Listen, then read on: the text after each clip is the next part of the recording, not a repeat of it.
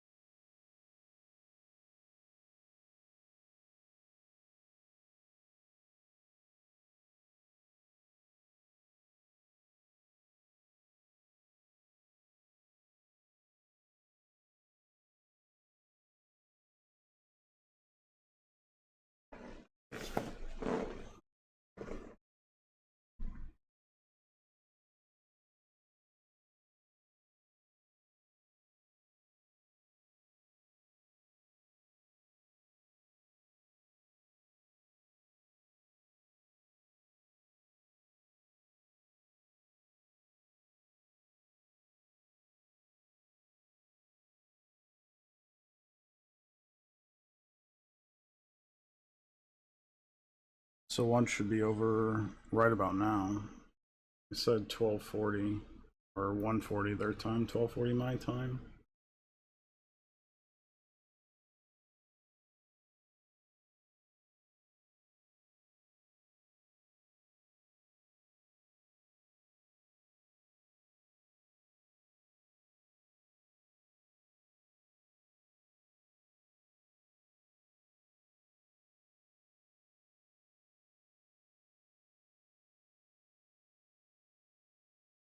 So my thoughts so far, just on in general, is that this witness is pretty unimpeachable. He knows Cellbrite itself. He's a product designer on it, which usually you have to be a developer on first before you're just a project designer, so you know the ins and outs of the system in itself.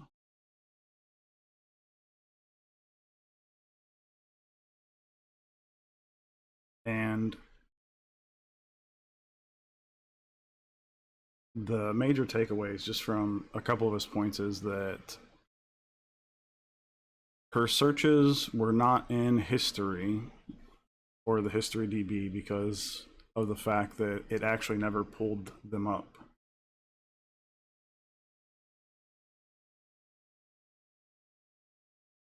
So whenever the Safari browser, whenever she was typing those in, there was also the search of how long to digest food, which was the autocomplete entry that was suggested to on Rachel Hyde's. I think it's Rachel Hyde. I forgot what her name is, but Mrs. Hyde's testimony was basically saying that she also felt that there was no actual search. The two searches happened after 6. The 227 search was in reference to her searching the Hakama basketball and leaving that tab open. She then at 627 uses her phone again when Karen asks her to search how long to die in the cold, and she searches for it twice but never actually gets any results.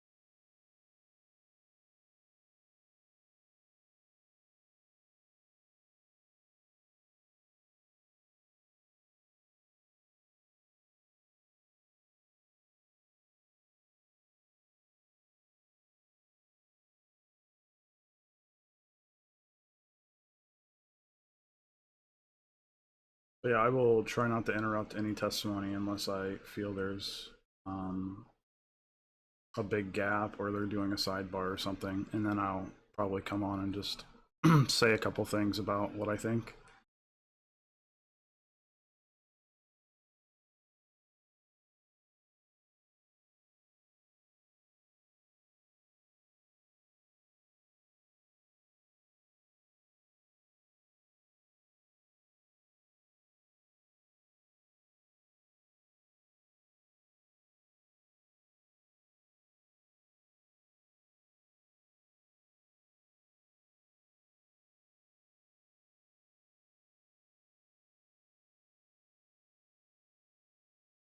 Hopefully you can hear me. I know there is a little bit of a delay, so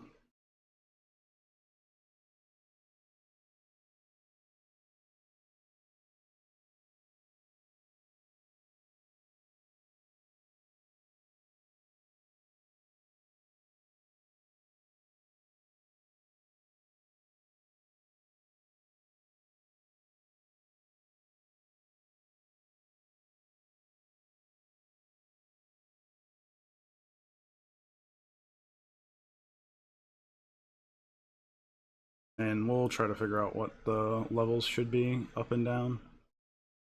I guess I can just talk to you through this. But yeah, whenever I was talking about botnets, I don't know, I just basically what happens is so you can get a grouping of computers or virtual machines and then put them all together, and what a botnet would do is you can feed all of them chat messages and then make them have many different accounts, and those all those accounts can then go on to, you can say for it to go on a YouTube video or you can go on Twitter, and as long as their accounts are linked to the botnet, you can ask the botnet to basically write a variation of the same comments. So on maybe on the Jen McCabe video, you could say that Jen McCabe's a liar or something like that. And what happens is they can produce realistic looking messages from outraged people online, and it can drive a narrative.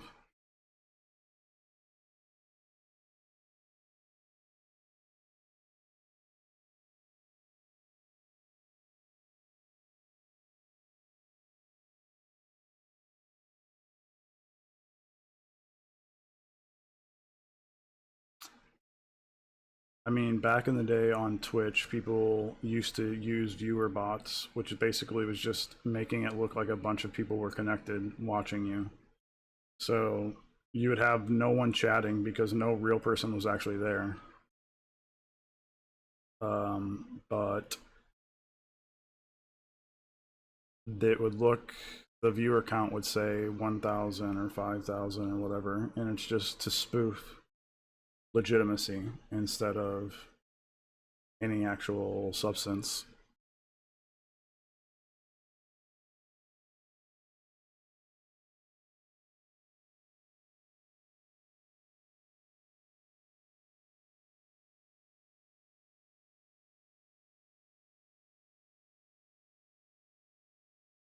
They were supposed to be here 10 minutes ago, so I don't know what's going on.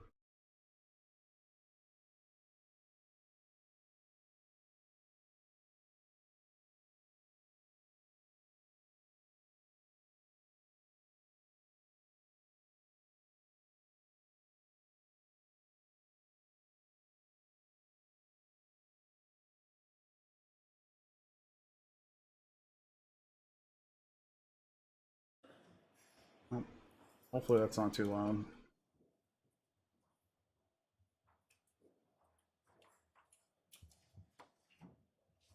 Well, I'm not saying everyone's bots.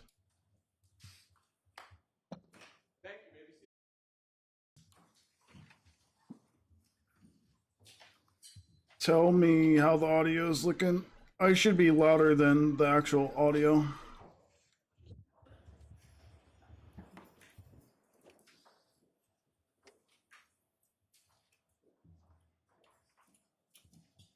I'll mute myself now.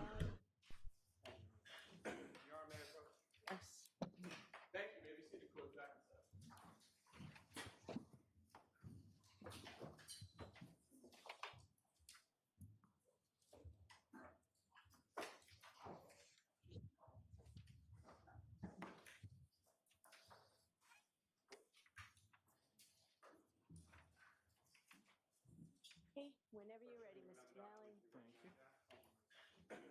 I do, yes. Yes. And what do you recognize that? This is the entire Google URL that was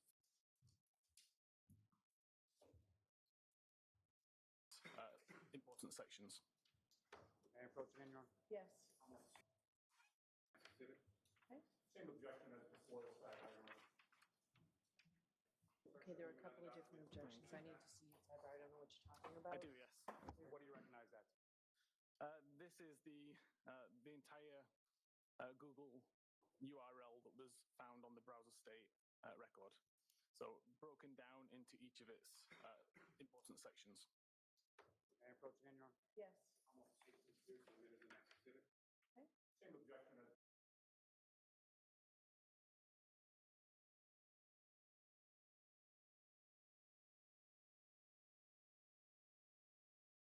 Sorry about that. I had Kevin's stream on as well.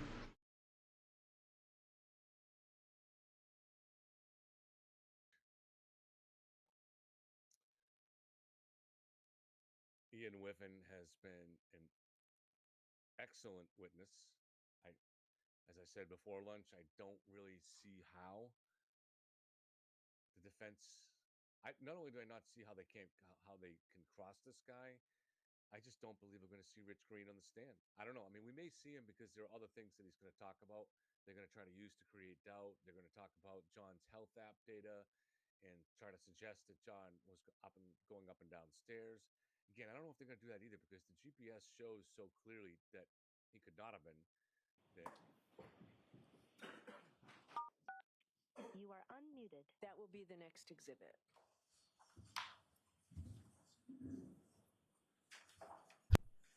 Exhibit 682.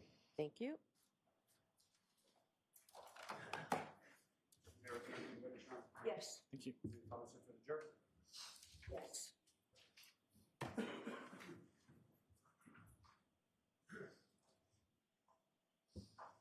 Now, Mr. Whiffen, what's up on the screen now? Is that what you have before you at Exhibit 618? There's yes. And if you could, again, using the laser pointer, direct the jury's attention to what are we looking at in Exhibit 618?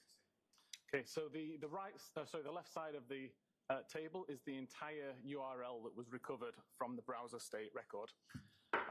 What I've done is broken it down into each of its individual components and explained what each of those components means. So the very first row is google.com/search. That just tells the browser that we're going to the Google website and that we want to run a search. The second part, the Q equals, is telling the browser what the query term is. So the query term here is host long to dying cold. The little plus symbols in between is in place of a space because spaces can't be part of a URL. Next, we have the input encoding and the output encoding. Just explains what kind of characters to use and what language to use when you're accepting the search query and giving it back to the user. And finally, the important part is the and client equals Safari. This is something that just tells Google that this query is being done using the Safari client. Again, if I was to use Safari and just visit the Google webpage and type that in, or type a search in, that part of the string wouldn't be there. That's only there because I used the Safari search bar as part of the Safari application to do that search. Thank you, sir. Mr. Gilman, you can take that now.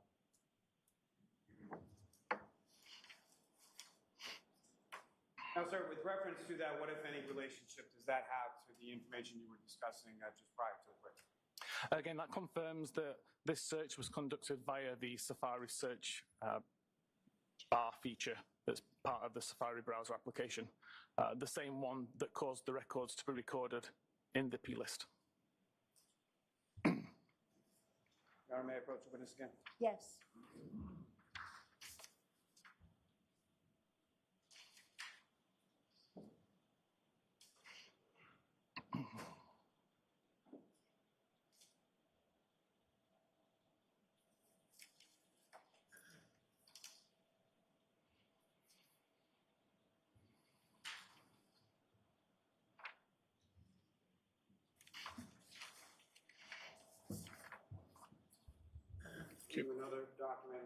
You recognize that, sir?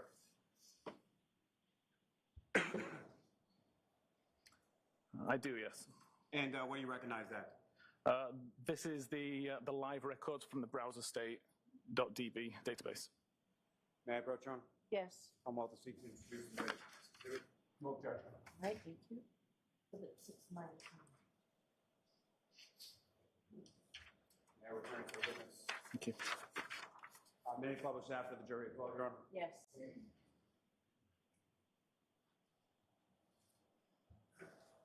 And Mr. Whitman, do you recognize what's up on the screen now is what you have before you as Exhibit 619?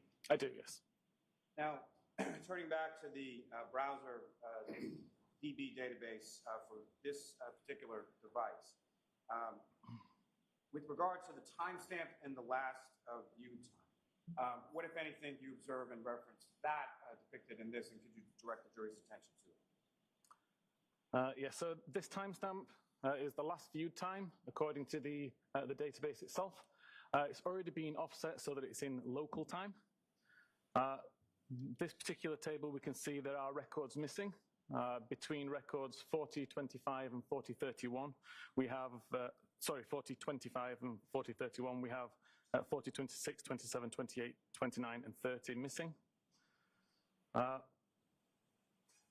And typically the timestamps that we do have here, some of them are separated by as little as a second or two. Now, with reference to the How Long to Die in Cold, that was record 4028, is that correct? That's correct. And so based on the records missing from this portion of the phone as far as that database, what, if anything, did you endeavor to do with respect to ascertaining what? So first of all, the task was to try to recover the deleted messages. The deleted history records from browser state. So first of all, was reading the deleted pages, essentially, to find the records that had been deleted from this current version of the page. May I approach again, Your Honor? Yes.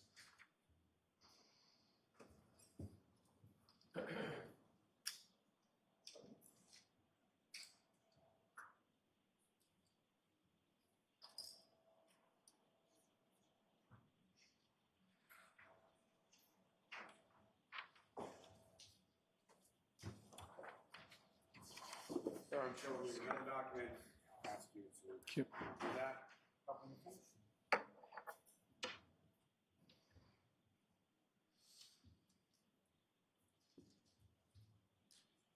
Yes, And do you recognize that document, sir? I do, yes. Or what do you recognize that to be?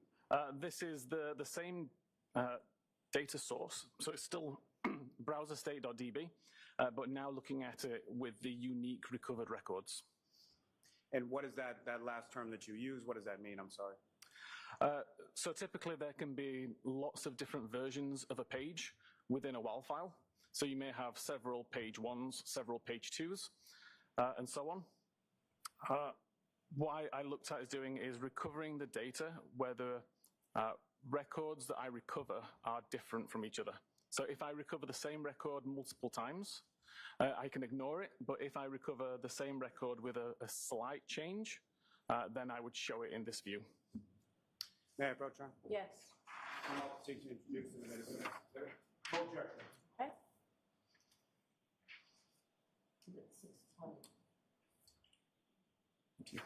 Your Honor, with court's permission, may I publish that for the jury? Yes.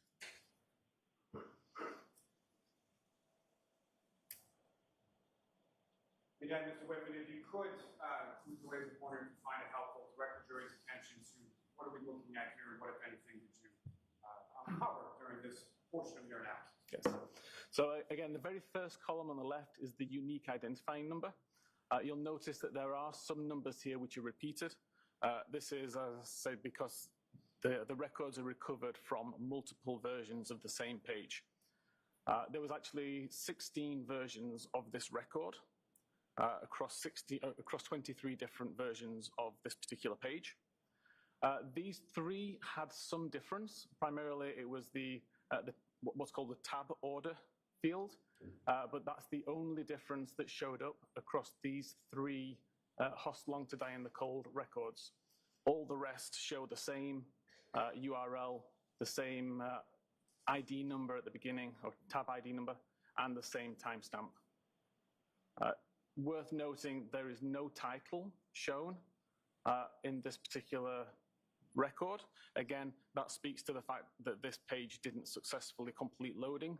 Otherwise, there would be a title of Google search, costs long to die in the cold, as you saw on some of the other examples earlier. Now, sir, with respect to the table up here, is there any indication in regard to private browsing that you were talking about before? No, in iOS 15, as I mentioned, if you are using private browsing mode, there is no records recorded in this database at all. So the fact that that's not listed in this table, what, if anything, does that tell you? Everything that was recorded in this database was conducted not in private browsing mode. Now, with respect to your work within your field, are you familiar with a term called a session? Yes. And can you explain to the jury what you want to understand that term to mean and how it applies to this specific instance? Essentially the life of the particular tab. So when I start a tab and I start to use navigation, I go to different websites. All of my navigation events would be considered part of the same browsing session, essentially. Now, sir, if I could turn your attention to the Knowledge C database for a moment. And again, if you could, maybe repeating just as far as, can you explain to the jury what you understand that term to mean as far as what is the Knowledge C database in respect to the other databases you've been talking about? Yeah, so far the bulk of what we've discussed, the history.db, the browser state DB, and mobile safari.plist are all particular to the Safari application on iOS. Knowledge C is much more global. It's much more ingrained within iOS. Everything is essentially recorded in there on iOS 15. So again, backlight activity, unlock activity, application state activity, and web usage activity is all recorded as part of Knowledge C. May I approach you, Your Honor? Yes.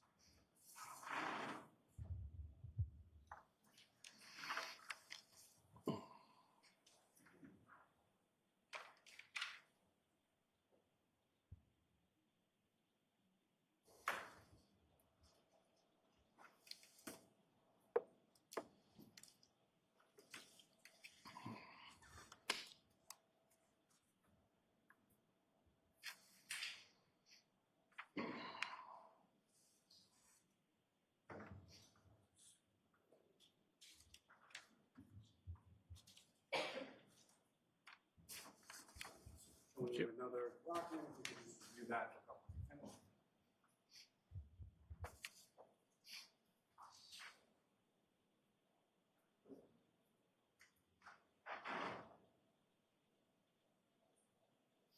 Yes, And do you recognize that document, sir? I do, yes. What do you recognize that? This is a document I created based on the Knowledge C web usage records. May I approach, Your Honor? Yes. I'm about to seek to introduce and admit the exhibit. No objection. Thank you.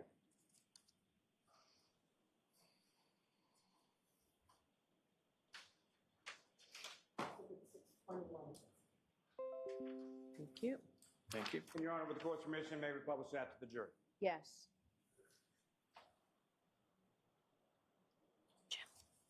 Sir, again, what's up on the screen, do you recognize that as what's before you as the next exhibit? I do, yes. And if you could, again, Ms. Gilman, if I could ask you to scroll down to the green tabs. Okay. Now, if you could, sir, again, using that laser pointer, if you could direct the jury's, well, first, can I ask you, what is it that we're looking at in this exhibit? Okay, this is a particular, what's called a stream within Knowledge C. A stream is basically all like information being grouped together. So in this particular case, the stream is related to Safari, and it's telling us what web page was visible on screen, what time it started and what time it finished. Now, with respect to this particular tab, there are portions that are highlighted in green and portions that are highlighted in blue. Is that correct? Correct. Can you explain to the jury what the portions highlighted in green represent? I highlighted the sections in green due to their timestamp. So typically these items last between 2:27:37 a.m. and 2:27:53 a.m. So around the time of the Google search, if you were to believe the browser state. And with respect to the items highlighted in blue, what if any, what are those? The ones in blue are the actual Knowledge C records that show when the Host Long to Die in the Cold and the How Long to Die in the KICD web pages were actually visible on screen. And so from this, what if anything were you able to ascertain as to the searches or the time associated with the searches from your analysis? At 2:27:40, the only websites that were visible on screen were related to Ozone Basketball and Hockomock Sports, and that the How Long to Die in the KICD first appeared on screen at 6:23:56, and Host Long to Die in Cold first appeared on the screen at 10:33 a.m. So those two searches from your review of this extraction in this device never appeared on the screen prior to 6:23 in the morning, correct? Correct.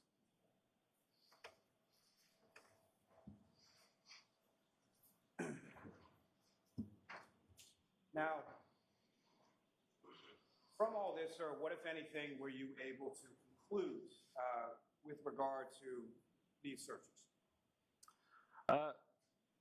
So essentially, ignoring the browser state timestamp is important because that is not a reliable timestamp to show when that URL was visited. We have mobile Safari.plist record searches that show 6:23 and 6:24, and we show the same searches with very similar timestamps within half a second as showing up on screen in Knowledge C for the How Long to Die in the KICD. And the Host Long to Die in the Cold was actually several hours later, which took a little bit more explaining, looking at Knowledge C and when the applications were opened up. Now, with respect to your view of the extraction of the device around these times, were you able to ascertain as to what time this particular device connected to a Wi-Fi sometime after 2 a.m.? I actually didn't look at any Wi-Fi connection information.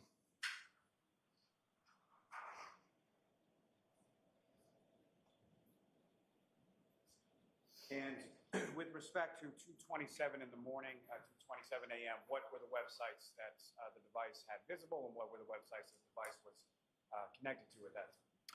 So according to the Knowledge C records, which were mostly also reflected within the History DB as well, it was the Hockomock Sports, YouTube, Ozone Basketball, and that's it for the main domains.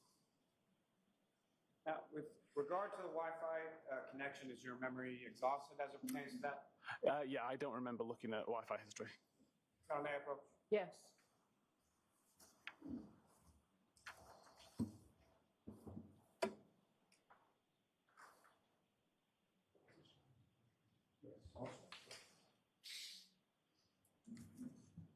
I'm showing you a copy of your report. Thank you. Review that and look up when you're finished.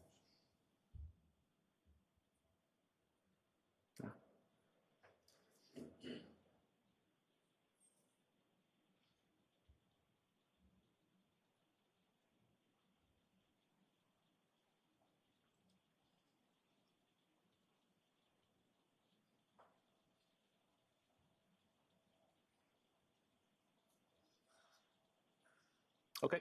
And sir, I'm sorry, in the interest of time, if I could ask you just to look at the next page as well, just briefly.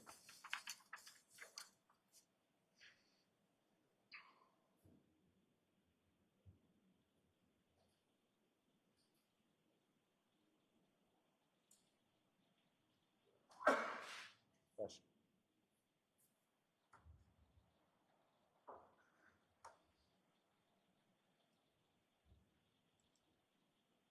Okay. Do you remember refresh, sir? I do, yes. May I approach to retrieve Yes. them? So, Mr. Whiffen, from your review of the extraction report in regard to this device of Ms. McCabe's, about what time was the connected to a Wi-Fi network called McCabe? I believe it was 0207. I didn't actually remember the timestamp just then. And with respect to the disconnection from that, do you know when that was? I can't recall. Your Honor, if I may approach? I think if it's the time, Your Honor, may the witness. Yes. Thank you.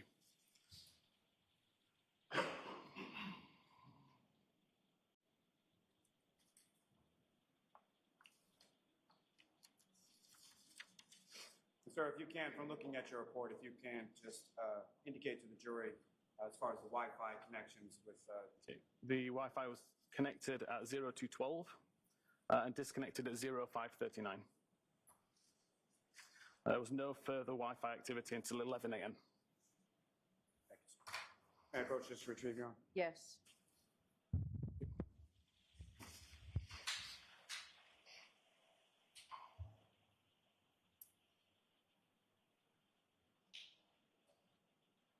Now, sir, are you familiar with something called a write-ahead log or a wall file? I am, yes. And if you could explain to the jury what your understanding of that term is and how it applies in this specific case. Yes. So a write-ahead log is essentially a temporary store for database pages. When I'm talking about database pages, it's not something that the user ever sees. It's part of the structure of SQLite databases. Just as chapters in a book can span multiple pages, data in a database can span multiple pages also, and it's not necessarily in the expected order. It's up to the database application to find those pages and order them correctly in order to display the data to the user. The WAL file, on the other hand, it still contains pages, but they're organized in frames, essentially. And a frame is the same as a page, but with additional information at the top that identifies what page it is. So I mentioned earlier that it's possible to have multiple versions of the same page within the WAL file. That's because every time I write a record to the database, a new frame is created and the page is updated.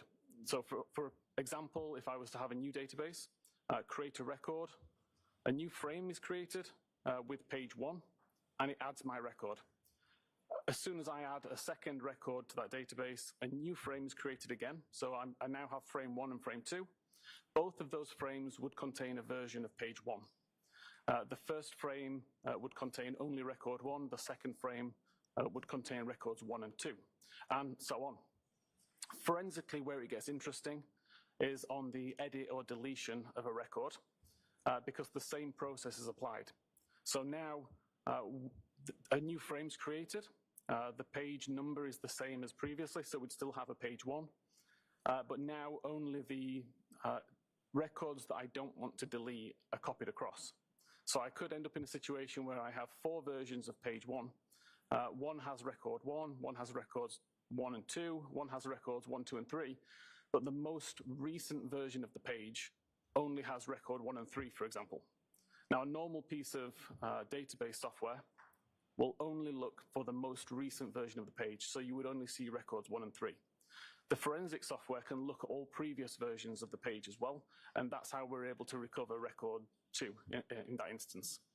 And that's essentially how we were able to recover the browser state record from WAL.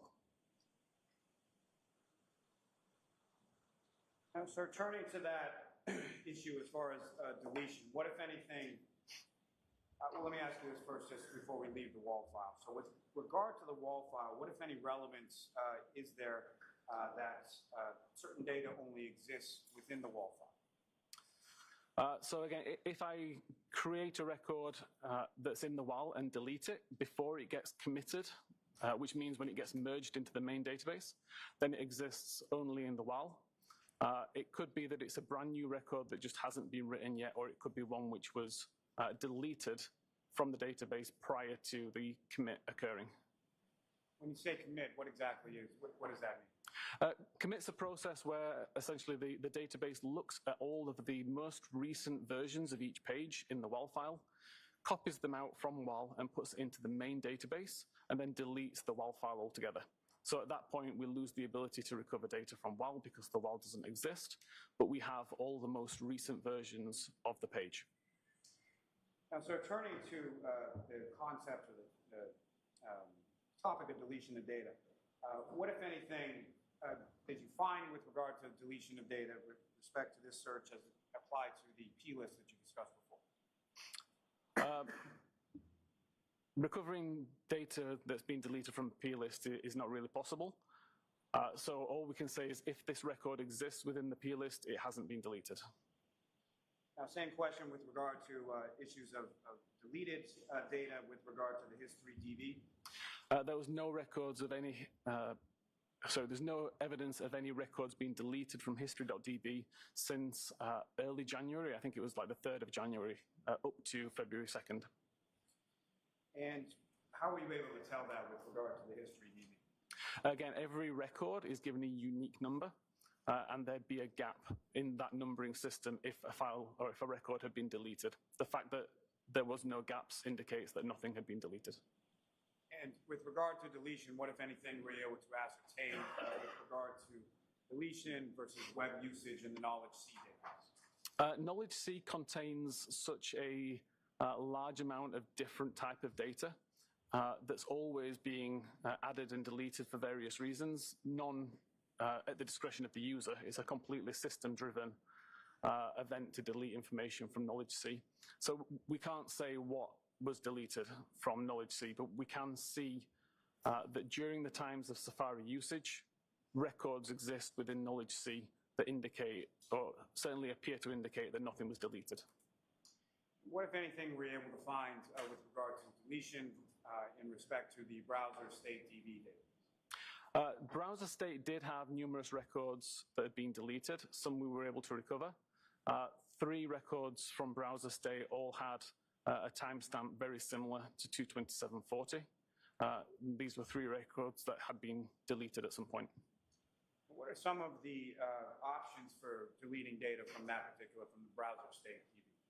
So the first most prominent option is to delete absolutely everything from the device, or delete all history from the device, which, as I mentioned earlier, we know that didn't happen because we still have other records. So the only other real option is to delete selectively. That could mean delete one at a time, and it could mean delete either the full day, the last 2 days, or the last hour. But in all of those cases, the record must exist in history.db in order to be deleted from browser state. The fact that this record, the hoslong and the how long today and the kikti don't exist within the history database would mean that the user would never have the option to selectively delete that record. May I approach, Sean? Yes.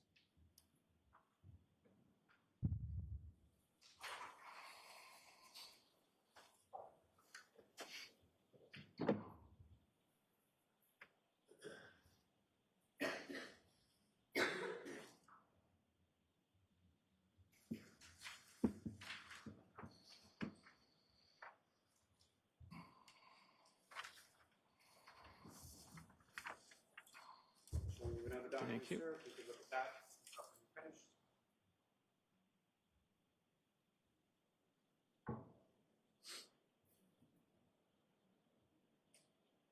Yes, Do you recognize that, sir? I do, yes. What do you recognize that to be? So this is a list of the browser state DB records showing a red line where a record or more have been deleted. And again, the term deleted, as far as it applies to this particular area of the database, what exactly does that mean again? It means the record has been marked as deleted. If you were to read this database in a regular database application, you would not see it, but it doesn't necessarily mean that we can't recover it. May I approach again, Your Honor? Yes. I'm welcome to seek to introduce and admit as the next exhibit. The exhibit, I have no objection to the exhibit, if that was the question. that is the question. We're good. Okay. Your Honor, with the court's permission, may we publish Exhibit 622 to the jury? Yes. Again, sir, what's up on the screen, is that what you have before you as Exhibit 622? It says yes. And if you could, please, using the laser pointer, direct the jury's attention to what, if anything, of significance you observe in this. So again, we can use the number down the left side, which will identify the unique identifier given to each of these records. And we can see that the red line between the first 2 records indicates that records between 3986 and 3993 have been deleted. we can see that record 4001 is deleted. Records between 4004 and 4019 have been deleted. Record 4020 was deleted. And then finally, records between 4025 and 4031 had been deleted also. Now, sir, as far as records 4024 and 4025, what, if anything, were you able to ascertain as far as the dates and times associated with those? Yeah, so these particular records show up at 227.31 and 227.33 respectively, and this matched records within Knowledge C that showed that at this particular time when the tab took focus, that particular website was also shown visible to the user in Safari. Now, as far as the date and time for 4024 and 4025, what, if anything, did you observe with respect to the date and time for 4026? And what can you tell about that? So 4026 was approximately a second or two after the record here, 227.33. I believe it was at 227.35. And then again, there was another record, 4027, which again was another 2 or 3 seconds after that time. So within a 9-second period between 227.31 and 227.40, there were 5 records within Browser State DB that had a timestamp within that 9 seconds, all with completely different types of website, ranging from PayPal, banking, YouTube, and the Hoslongstein code. Now, sir, with respect to, are you familiar with the term called spontaneous deletion? I believe so.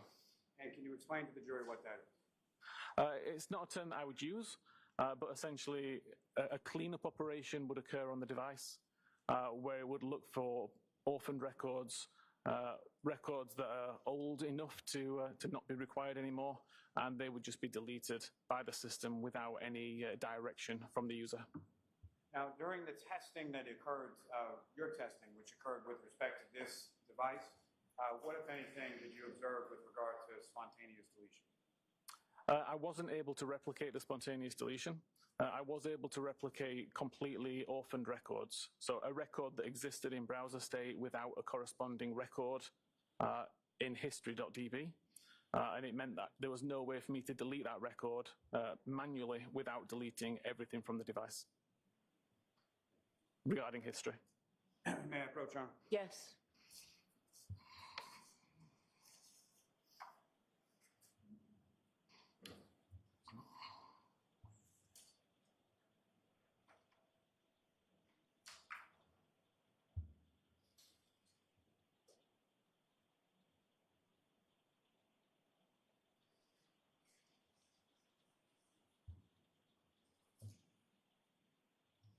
May we approach, please?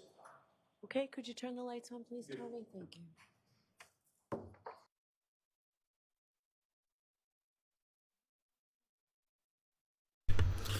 Okay, so spontaneous deletion just basically means no user input. So it would be the device deleting it instead of a person manually deleting it themselves. And if there are two different databases that kind of talk to each other as well. There's Knowledge C and I don't remember the other database's name. But they are able, since they're able to kind of go off of each other, if you can't see it in one database, but you can see it in the other database, it shows that there was actually no search. Or the search didn't actually produce results. So if you, whenever you type in something to Google, for example, if you open a page, like just a new tab, you see, if you look at the top, it doesn't actually have the, it doesn't actually have the name of what you searched yet. But whenever you search something, almost the first thing that you see, like if you have no Wi-Fi and you search something, it just shows up as not able to search, and it doesn't actually give a title on the top of the page. But as soon as it is able to search. So if I search how long to die in the cold, it would say the title of the page would say Google search at the top of it. So it shows that she actually never got search results for this either whenever she tried. Anyway.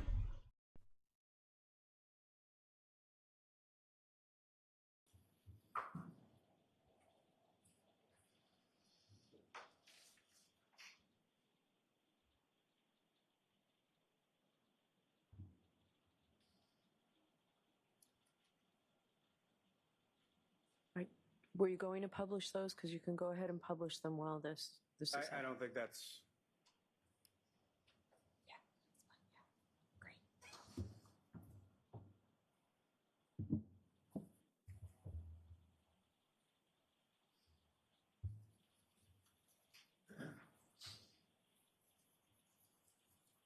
may I have just one moment, Your Honor? Sure.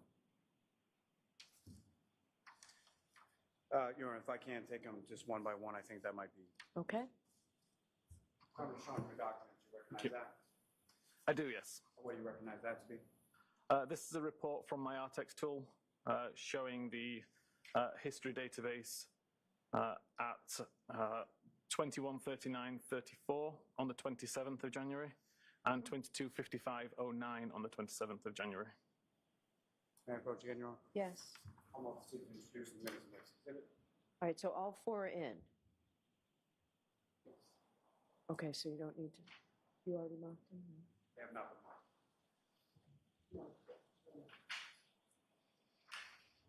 Okay. Exhibit 623. May I have one moment, Your Honor?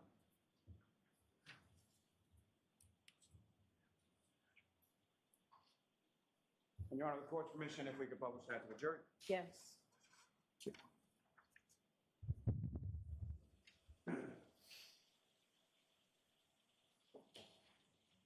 Now, sir, with regard to this, we're looking at record number 4026, is that correct?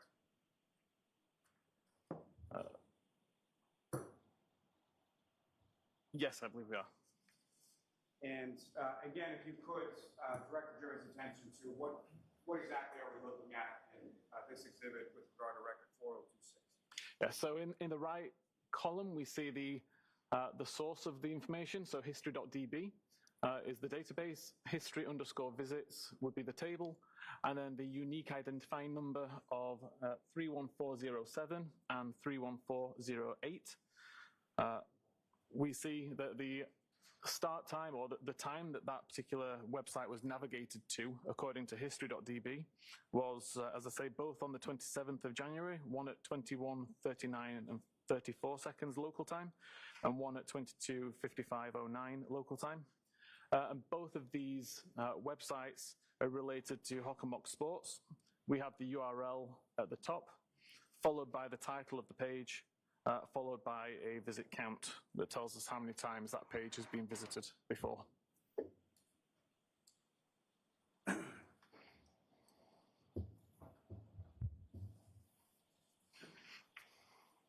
Sorry, one moment, Your Honor. Yes.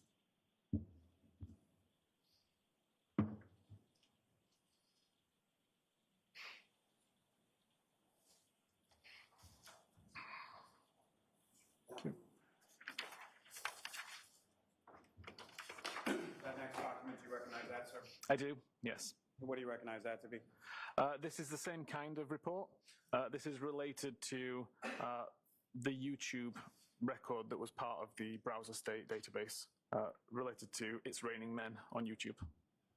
Is that the record number 4027, is that correct? It is, yes. Your Honor, may I approach again? Yes. That's the remarkable. Okay. Exhibit 624. Your Honor, very briefly, may we publish that to the jury as Yes. well?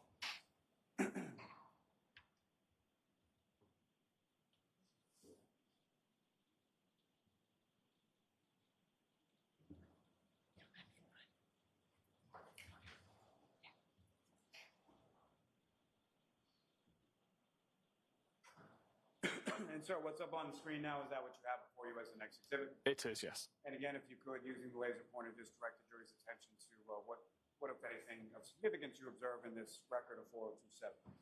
Yeah, so again, we have 5 records related to the YouTube video, It's Raining Men, starting at record 31398, 31399, 31400, 31401, and 31402. These were all accessed on the afternoon of the 27th of January 2022. May I approach again, Your Honor? Yes.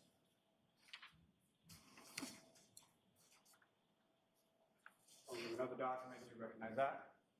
I do. What do you recognize that to be? This is the same again, related to record 4029.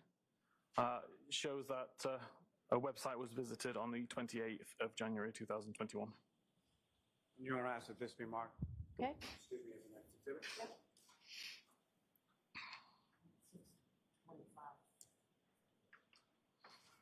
Okay. And Your Honor, with the court's permission, may we publish that brief? Yes. Sir, what's up on the screen, is that what you have before you as the next exhibit in regards to record 4029? It is, yes. And again, if you could explain to the jury what we're looking at. Yeah, so this URL, cantonma.org, relates to the URL that was provided in record 4029 of the browser state database. It shows that this web page was accessed at 1 p.m. And 17 minutes and 0 seconds, and 1 p.m. 17 minutes and 8 seconds on the 28th of January 2022. May I approach again, Your Honor? Yes. Another document, sir, do you recognize that? I do. What do you recognize that? Again, the same kind of report, again, this time for record 4030 from browser state, and it shows access to Ozone Basketball. And with regard to that report, as far as the same kind of report, that's from your tool, the ArtX tool, is that correct? Correct. And that ArtX tool, is that a widely available tool used within the field of forensic investigators? Yeah, it's something that I say I've worked on for around 5 years. I've given it away free to the digital forensics community for 5 years. There's approximately 600 users globally, and it's taught as part of the SANS digital forensics training courses. May I approach again just to retrieve, Your Honor? Yes. I'll walk that as the mark of the next Yes. exhibit. Thank you. May we publish that for the jury, Yes. Your Honor? With regard to this exhibit up on the screen, record 4030, again, if you could just draw the jury's attention or direct the jury's attention to what, if anything, of significance you observed in this exhibit. Yeah, so again, we have records from the history database related to Ozone Basketball, and it shows that this website was accessed at 11 a.m. and 26 minutes on the 25th of January 2022. May I approach, Your Honor? Yes. Ms. Gilman, you can.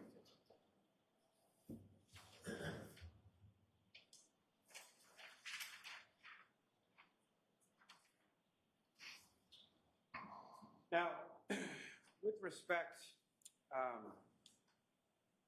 to sort of the totality of your analysis, Mr. Whitman, what, if any, conclusions did you come to as to the timing of the 2 searches in question with relation to what you observed in your analysis and testing of this device?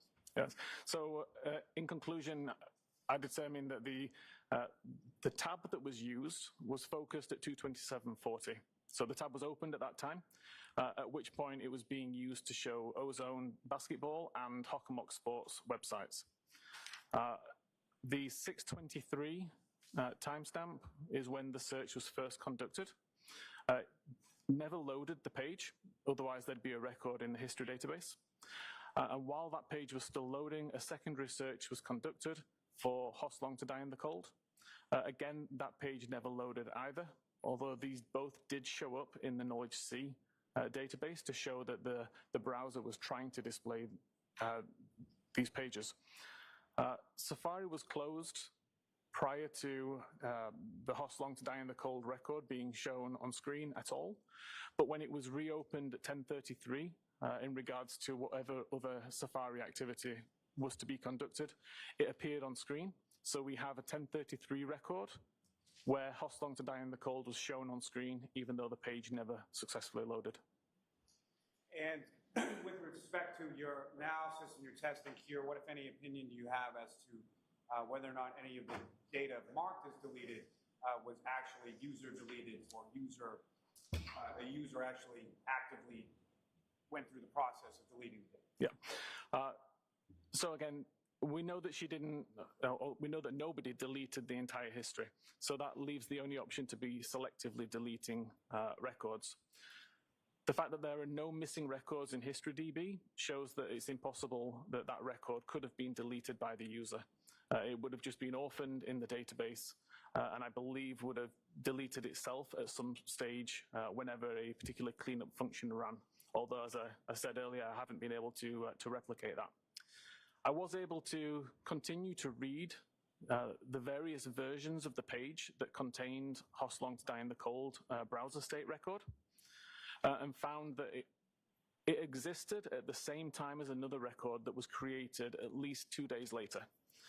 Therefore, I can determine that that particular record was not deleted until at the earliest 10 p.m. on the 31st of January. And that it's not possible that the user could have created or caused that deletion to occur. Now, over the course of your analysis and testing or review of the extraction in this case, did you have occasion to review an affidavit of a Mr. Richard Green? I did, yes. And what, if any, opinions or conclusions do you have as to that affidavit? I had issues with several of the statements being made as part of the affidavit. And what issues were those, sir? Namely, it specified that Sellbright report identified that the search was conducted at 2:27:40. And as I've explained, I believe the tab took focus at 2:27:40, not when the search occurred. The report mentioned that Sellbright report identified it was deleted by the user. We don't do that. We'll tell you that a record is deleted, but we don't specify how the record was deleted. That's something for the examiner to determine. I forget. Oh, and then there was a mention of the purpose of the browser state database. The explanation given was correct for iOS 14 and below, but not for 15 and above, which is relevant in this case. Now, you mentioned this issue as far as coming up, obviously, in this case and some other instances, phone calls or inquiries that you received from Austria and other places. What, if anything, have you or your company, Sellbright, done with regard to rectifying this issue? Well, I'll allow it. okay, we recognize that this timestamp could be misleading. Regardless of how we label that timestamp, the very fact that a timestamp is there, we feel would be or potentially misrepresented.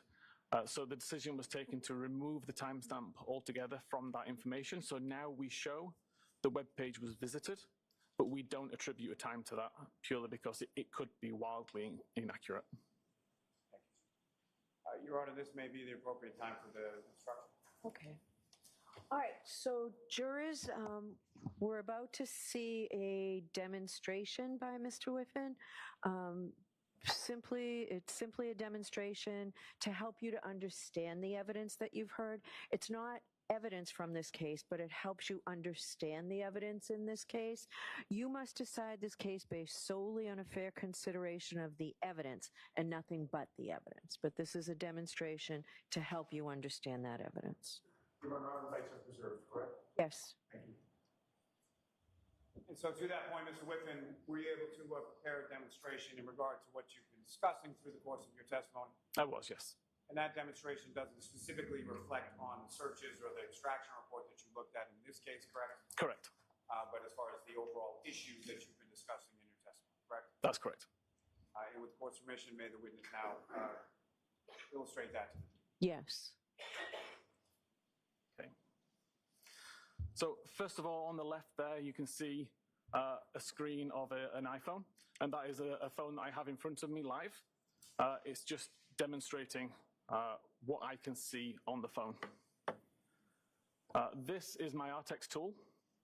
And the feature which I continuously use this tool for, which is not available really in any other vendor tools, is the ability to create a live connection between my computer and the phone.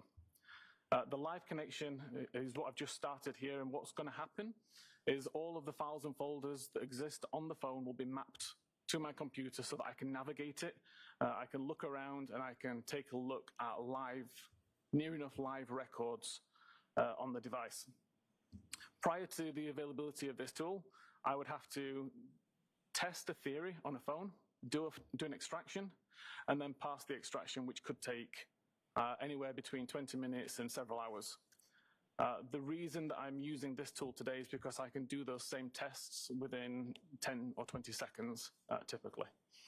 So I just need to wait for this section to do. So it's already mapped out all the files and folders. It's now asking for a few important pieces of information, which it will then populate on the screen. So information such as the device, serial number, etc.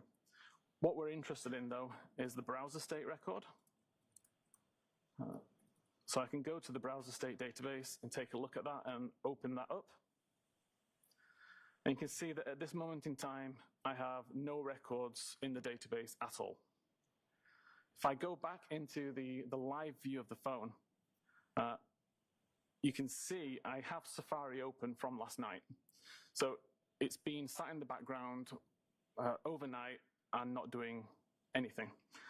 But at 8:10 last night, I performed this search in a brand new window. So started Safari, opened up a new tab, immediately searched for new tab at 2010 on the 16th of June. If I now search for the time right now, 14:42, what I can do is go back to my Artex tool and press this reload button. That's going to delete the database from my computer only and copy the most recent copy of the database and WAL file from my phone back to my computer, where it shows me I still have no records. That's expected behavior because at the moment I've not closed the tab. So if this, again, was iOS 14, there would be a record there to say what tab I had open, but iOS 15 doesn't work that way.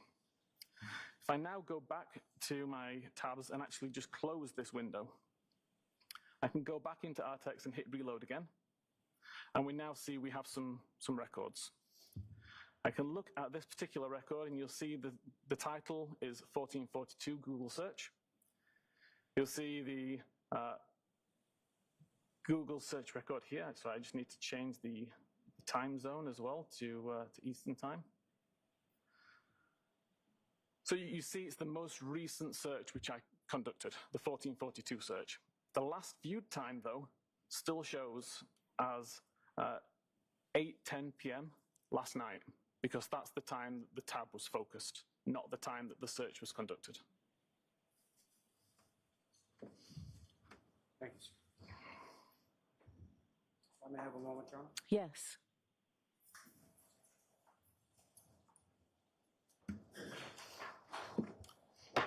Thank you, sir. I have no further questions.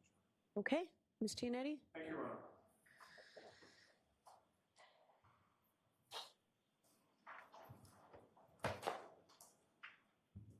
Good afternoon, Mr. Wilson. Good afternoon. Sir, you had spoken a little bit about what was your assignment here in terms of the data that was sent to you. And I believe that you testified regarding that 2:27 a.m. or 2:27 and 42nd a.m. timestamp that it didn't make sense to the investigators, correct? Correct. Were you told that one of the investigators was Trooper Michael Proctor? I don't recall any names being mentioned. The ticket came to me, or the request came to me via another Cellbrite employee who'd been asked about this case and asked whether we could offer any help. Okay, thank you. You would agree with me that when you're making or doing a simulation, you want it to be as close to an apples-to-apples comparison as you can get? As best possible, yes. And to get truly accurate research results, you want to eliminate as many variables as you can, correct? Correct. You wouldn't, for instance, want to use an Android operating system to try to replicate the activity from Jennifer McCabe's Apple iPhone, correct? Correct. What version of iOS did you use for your testing of Jennifer McCabe's data? So this test has been undertaken on various different versions of iOS, from iOS 12, 13, 14, 15, 16, 17, and most recently on the beta version of 18 last week. This particular demonstration was on 15.8.2. Okay. And you're aware, you said 15.8.2. Correct. I've also tested on 15.7. Oh, fair enough. You're aware, however, that Ms. McCabe was using iOS version 15.2.1, correct? Correct. And you would agree that the way that an artifact is stored would depend on the iOS version that you use, correct? Correct.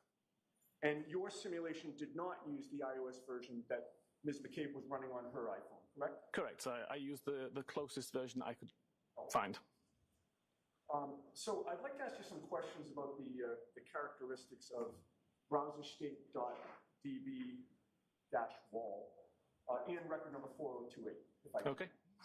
That record number, I believe you testified, was found to be deleted, correct? Correct. But you were able to recover the date and time associated with it, correct?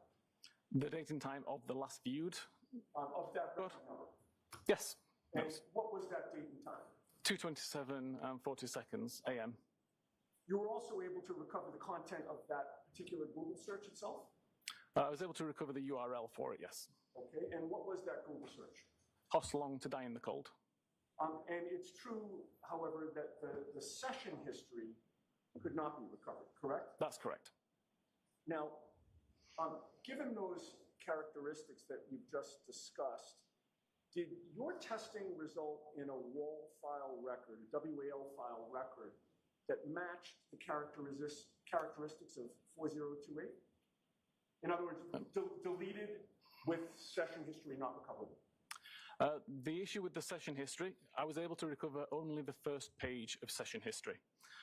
What happens is when there's a large amount of data that's split over multiple pages, if it's a live record, all those pages point to each other so that you can chain it together and get one large amount of information.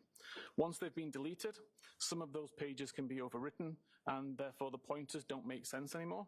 So the amount of information in this session was way larger than one page, and I wasn't able to recover anything further. Okay, and you'd agree that the simulation was done using a different operating system, correct? Correct. Were you able to recreate the other deletions that appeared before and after that record 4028? Which deletion, sorry? Well, you had testified, and I believe there was an exhibit that was introduced that showed that there were multiple deletions both before and after, correct? Correct. Were you able to recreate those deletions? When I manually deleted records from the history, then the records also were deleted from the browser state. Now, I believe that you testified, and if you didn't, I believe it's in your report, that there are essentially 5 mechanisms for record deletions in the browser state database, correct? Correct. You ruled out 4 of them pretty quickly, correct? Correct. And I believe you've testified to that today, correct? Correct. The only remaining option was selective deletion by a user, or there's some internal mechanism for record deletion that is not fully understood, correct? Correct. All right. And you know of, as you testified today, you know of no internal mechanism for record deletion that's not fully understood, correct? I've not been able to replicate that function, no. All right. If there is no unknown internal mechanism for record deletion that's not fully understood, that would leave selective deletion by a user, correct? Not in this case, no.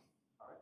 Well, selective deletion, you would agree, means that a user selects what to delete, correct? Correct. And regarding the user, the term user. What is that? Who is that? Whoever's using the phone at the time. Okay, so it's actually somebody who is using the actual iPhone itself, correct? Correct. Not necessarily a computer expert, correct? Correct. Would you agree with me that somebody who had access to the data before it was extracted and sent to you could have made selective deletions of the data? Objection. I'll allow that. No, I don't. Are you aware of an app called MySQL? Yes. What is MySQL? MySQL is just a method for viewing SQLite databases. All right. If someone had access to the raw data, again, before it was sent to you, and used that app, they could make selective deletions of the data, couldn't they?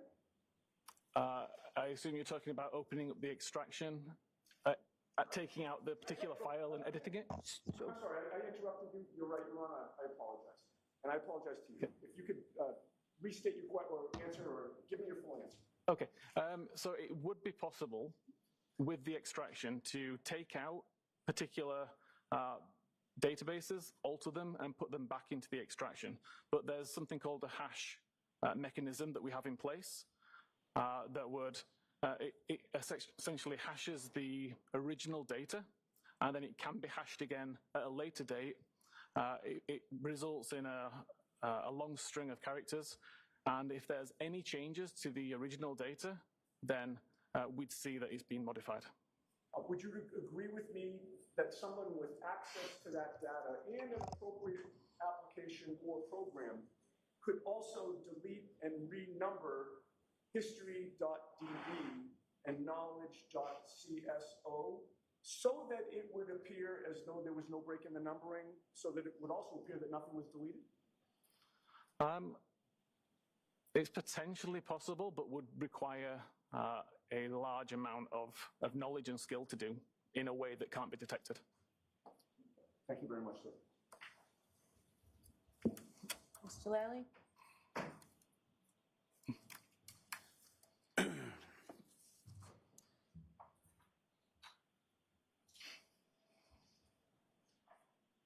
Any discrepancy between the iOS version in Ms. McCabe's phone and the iOS version in the demonstration that you did, what, if any, impact does that have on what you showed this jury? So in this particular case, every iOS version that I tested, as I mentioned, from 12, 13, 14, 15, 16, 17, and 18, the timestamp is always referring to the time that the tab took focus. So even though there are some differences with when the record's created, the meaning behind that timestamp has been consistent. Now, what you were asking about what you were asked about in regard to selective deletion, you indicated that there's no evidence of that in this case. Is that correct? Correct. Selective deletion would require that the record existed in the history database in order to be selected to be deleted. The fact that there's no missing records indicates it was never written into that database and therefore could not have been selectively deleted. Now, the hash mechanism that you testified as far as detecting whether or not someone had surreptitiously gone in and deleted things, did you see any evidence of that in your review of the extraction of Ms. McCabe's phone? I didn't have access to the hash information to see whether any changes had been made. That's something that the original examiner would have had access to. From my point of view, there was nothing in there that would indicate that tampering had occurred. The timestamps all made sense for the files. The historical pages all made sense. So it's probably possible, but it would take a large amount of skill to do. Now, with regard to your analysis and your testing in this case, again, what is your opinion or conclusion as to when these two Google searches were conducted? I'm of no doubt that the only time those two searches were conducted was at 6:23 and 6:24 on the morning of the 29th. Thank you, sir. Nothing further on. Prior to today, have you ever heard of spontaneous deletion? It's not a term that I'm familiar with. Thank you. All right, Sir, you are all set. Thank you very much. Thank you. Do you need a couple minutes to take your stuff down? I can probably be quite fast. Thank you.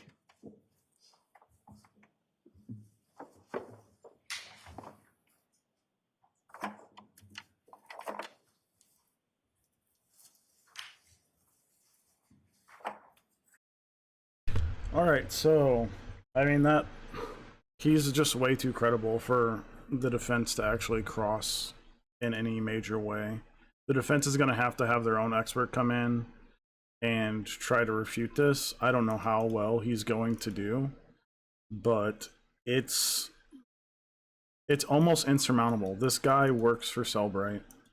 The girl that testified on Friday, she is an independent researcher and wrote the book on WQL files stuff. She had a research paper herself on WQL files. Or not WQL, WAL, write ahead log files. It's really hard to refute those two experts, in my opinion. Anyway. Court and jury in the case here, should the truth, the whole truth, and nothing but the truth, so help me God. Yes, sir. Thank you. Your Honor. Oh, good. Afternoon now. Good afternoon.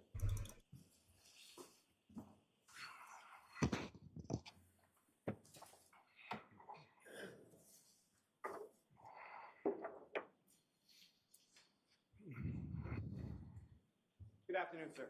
Good afternoon, sir. Could you please state your name and spell your last name for the jury? Yep, Nicholas Guarino, Guarino. And how are you employed, sir? I work for the Massachusetts State Police. And how long have you been a member of the Massachusetts State Police? This is my 9th year now. Now, prior to working with the state police, what, if any, prior experience did you have in the field of law enforcement? I was a local police officer in Norwood for almost 11 years. Now, with respect to your role within the state police, where is it that you work now? I currently work at the Norfolk District Attorney's Office. And within the detective unit, is that correct? Yes, that's correct. And with respect to that, what, if any, specialized role do you have within the detective unit attached to the Norfolk DA's office? Yeah, I conduct cell phone forensics, computer forensics, and I also do sexual assault investigations. Now, with regard to the electronic forensics, what, if any, specialized training have you received in that particular area? I have about 300 or so hours at Cellbrite, CCO, CCPA, cell phone repair forensics, Berlin motor vehicle forensics, Axiom magnet cell phone and computer forensics, X-Ways. These are all different programs used for cell phone and computer forensics.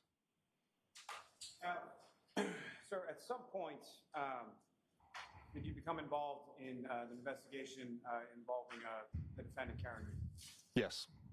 And with respect to that, let me just ask you, at some point, did you become aware of an affidavit from a defense expert named Richard Green? Yes, I have. And sometime following that, did you have occasion to reach out to Cellbrite with regard to what had been posited by Mr. Green as in regard to two Google searches contained within Jennifer McCabe's phone? Yes, I did. And eventually, at some point, did you have occasion to speak with the gentleman who came in here right before you, Mr. Ian Whiffen? Yes, I did. And so that wasn't Trooper Proctor that had reached out to Mr. Whiffen or had any communication that you're aware of with Mr. Whiffen, correct? No, I reached out after the defense expert's findings were released, and I read his report. And did you also have occasion to review a report from Ms. Jessica Hyde? Yes, I did. And with respect to those two reports, what, if any, conclusions or opinions did you come to independently in relation to those opinions of Ms. Hyde and Mr. Whiffen? Objection. Sustained. Now, Trooper Guarino, you had mentioned that you've had specialized training in regard to something called BERLA, correct? Yes. Could you please explain to the jury what BERLA is and how is it used in criminal investigations in your line? So Burla is a specialized hardware and software used to download the infotainment and telematics modules in a vehicle. So telematics module is basically like the SIM card for the car, and the infotainment system is your radio head unit that enables you to have Apple Play, CarPlay, or Android or Google Play for the vehicle. And at some point, were you made aware of a search warrant that was authored in regard to seizing the infotainment system from Ms. Reed's vehicle? Yes, sir. And just so the record is clear, can you describe Ms. Reed's vehicle as far as what type of vehicle we're talking about? Yes, it's a Lexus LX 570 SUV. And specifically on February 2nd, 2022, did you have occasion to remove that infotainment system from the vehicle pursuant to that search? Yes, I did. And once that item was removed from the defendant's vehicle, what, if anything, did you do with it? After we removed it from the vehicle, it was brought back to Norfolk DA's office for data extraction, or attempt to. And that data extraction, if you know, based on your training experience, sort of how is that conducted, or what is the process of extracting data from using Burla? Yeah. So depending on the system, it's dismantled. They have the specialized hardware that actually goes on to the motherboards of these systems, and we're able to pull the data. Or the other option, if that's not viable, is to do a chip off, where we have to basically destroy the motherboard and take the memory chips off the devices to try to get the data that way. Now, with reference to this specific device, what, if any, efforts did you undergo in order to extract the information without using the chip off? So at the time that we pulled the system, it was not supported. I emailed Burla and called them, see if they had a timeline of when this might be supported so we could get the data. We deemed chip off as a last resort, because it is a destructive process. So once those memory chips are taken off, the likelihood of trying to reattach them and get it to work again is very slim. Let me stop you there for a second. When you talk about an item being supported, what does that mean? Whether or not Burla has the ability to pull the data from that vehicle. And how is that sort of determined, or how are you able to ascertain whether or not a particular vehicle, make, model, manufacturer is supported by the Burla device? They have an app, and they also have their tech support. But if you put in the VIN of the vehicle, or if you don't have the VIN, you have the make, model, and trim level, like limited or XLE or whatever, you would be able to go in and look it up and basically say, Burla will tell you, yes, it's supported for GPS points, or it's supported for diagnostic data, or, whatever that they're able to get out of the vehicle. And they work with the automakers to get this data. So. And approximately how many different types of if we're looking at sort of the entirety of different makes and models of manufacturers, if you know, sort of what percentage of those types of vehicles are actually supported and Burla can actually extract information? I don't know as of right now. It's a lot, and they're constantly updating it, so they are able to do more vehicles as time goes on. Now, at this particular time, as you sit here today, June 17th, 2024, the vehicle that the defendant was operating on January 29th, 2022, is that vehicle available or supported by Burla at this time? The trim level that the defendant had is not still supported. There is Toyota and Lexus support now, but it's not, unfortunately, for her model. Now, you mentioned that you had reached out to the Burla company for updates as far as the availability or when the defendant's vehicle might be supported. Is that correct? That's correct. And about how many times and over what time period are we talking about that you reached out to ascertain? Immediately when I did the extraction, I should say extraction, but when I took the system out of the vehicle, I had to reach out to Burla, because where it wasn't supported, they actually had to send me tech diagrams so I could go in and, again, not destroy the whole vehicle as I just took those components out. Over the next, almost 2 years, year and a half of going back and forth with them uh, with their support and their sales team. And when you say going back and forth, how often were you reaching out to them, or how often were you getting a response in regards to the bird? Usually every few months, I want to say every 3 months, give or take. I forget the exact number, but phone calls or an email to them asking. Now, beyond that, are you familiar with a national cyber crime conference? Yes. And do you attend that on an annual basis at least? Yes, I do. And with respect to that, what, if any, time at those conferences did you spend dedicated to ascertaining the availability or the supportability of this vehicle with reference to Berla? So Berla has a booth at the National Cybercrime Conference. I spoke with their sales team there. Their response was to keep calling Berla, keep pestering them, and they might actually get the support sooner than later. And again, were you ever able to ascertain or get the support to download the information from them? No, unfortunately. Now, at some point,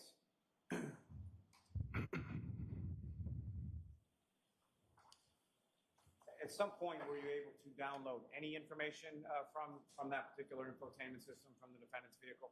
And not from the infotainment system, but Berla released a new item similar to a mechanic scan tool. It plugs into the OBD2 port, which is underneath the dash. So we're basically, if a mechanic went in there with a scan tool to tell you why you have a check engine light, this does something similar. So you plug it in, and then it pulls the car diagnostic data from that. And as far as the data that you received from that, what, if anything, did you observe? Again, I got a series of 14s was the numbers. It was no readable data. I reached out to Berla and asked them, I said, is there a reason why it pulled this data, but when I put it into the software, it's not telling me anything. It's not giving me any readable data. And they said they know it is diagnostic data, but they haven't got anything from Lexus to say these 14s, these codes mean this. Oh, they only know it as emissions. So was Berla itself able to read that information and transform that sort of binary code into any sort of readable data for you? Other than the number 14, no. Now, from there, what, if anything, did you do with regard to the Berla and the defendant's vehicle? Was placed back into our digital evidence lab, and then we did eventually do a chip off to the device. Now, I should put devices. with respect, to the chip off, that was done sometime in December of 2023, is that correct? Yes, that's correct. And again, if you could expound upon a little as far as, can you describe for the jury sort of the chip off process, why you were reluctant to do it, and what's entailed in it? As I said before, it is a destructive process. As soon as we do it, we take those memory chips off. It's applying extreme amounts of heat to the motherboards to take the memory off. That'll heat it. You lose a lot of the soldering and capacitors, anything that's on that motherboard. So, like I said, once the memory chips are taken off, it's going to destroy the board. And as far as that chip-off process, who, if anyone, was present with you, or who, if anyone, assisted you in removing that or conducting that chip-off process with regard to the motherboard from the entertainment system from the defendant's vehicle?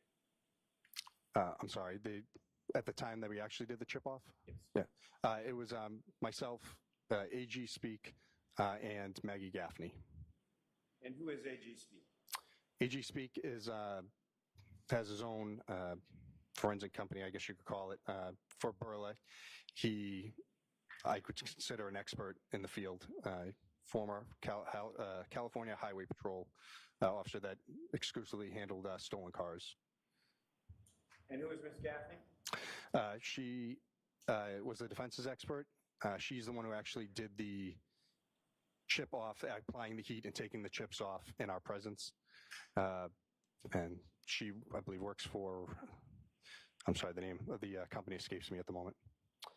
Now, with respect to the information that you, Ms. Gaffney, and Mr. Speak were able to remove pursuant to that chip-off process, what, if any, usable information were you able to glean from that?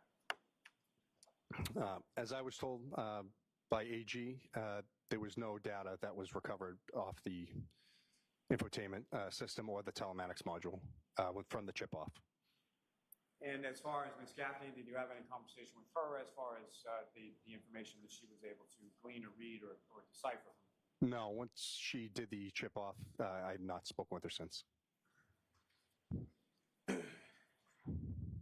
Have a moment, John. Yes.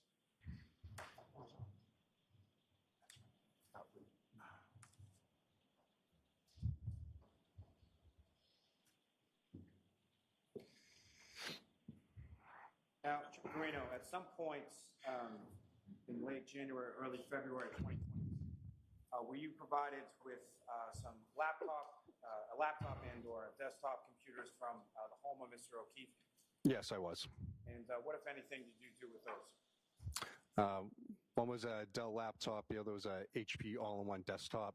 I removed the hard drives from both systems and used. Objection, may be seen, Your Honor. Okay.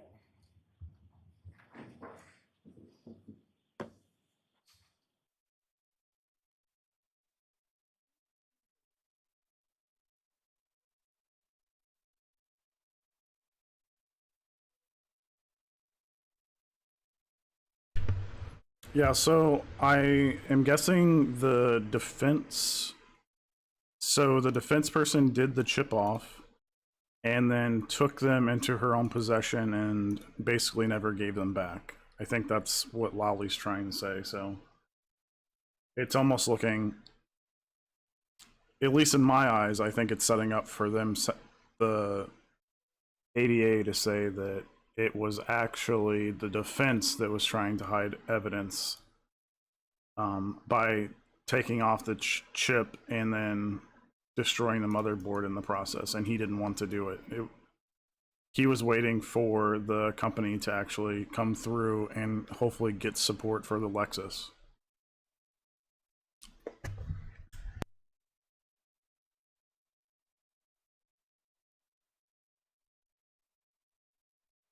Ago. And so that didn't come as a surprise. But I did not recall that it was done by, he said, the defense expert. Yeah. Absolutely. So, and it sounds like if they've had nothing else from this defense expert, Gaffney, then the defense wasn't able to find anything either on that data, right? Would you? Yeah, I agree with that, right? I agree with that.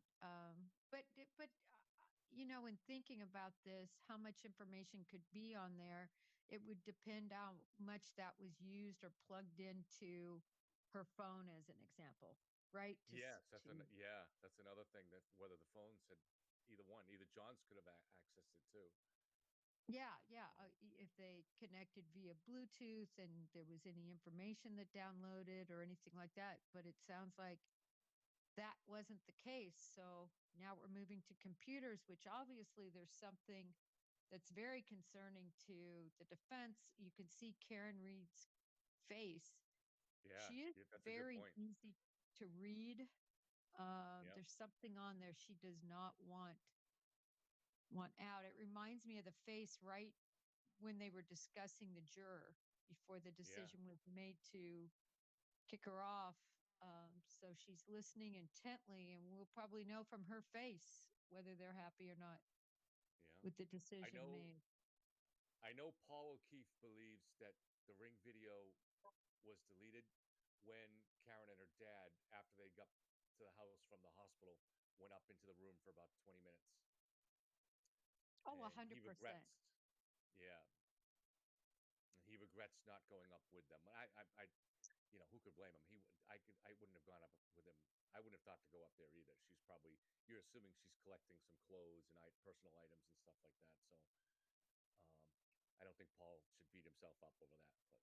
But no, I don't think so either. And remember, and I thought this was a very important point that maybe people are forgetting at this point, but they liked her, initially, because of course, when they were around her socializing, everything was heaven, right? Everything seemed copacetic in this relationship. And, then as it started falling apart, there was more knowledge that was gleaned, but they were. You are unmuted.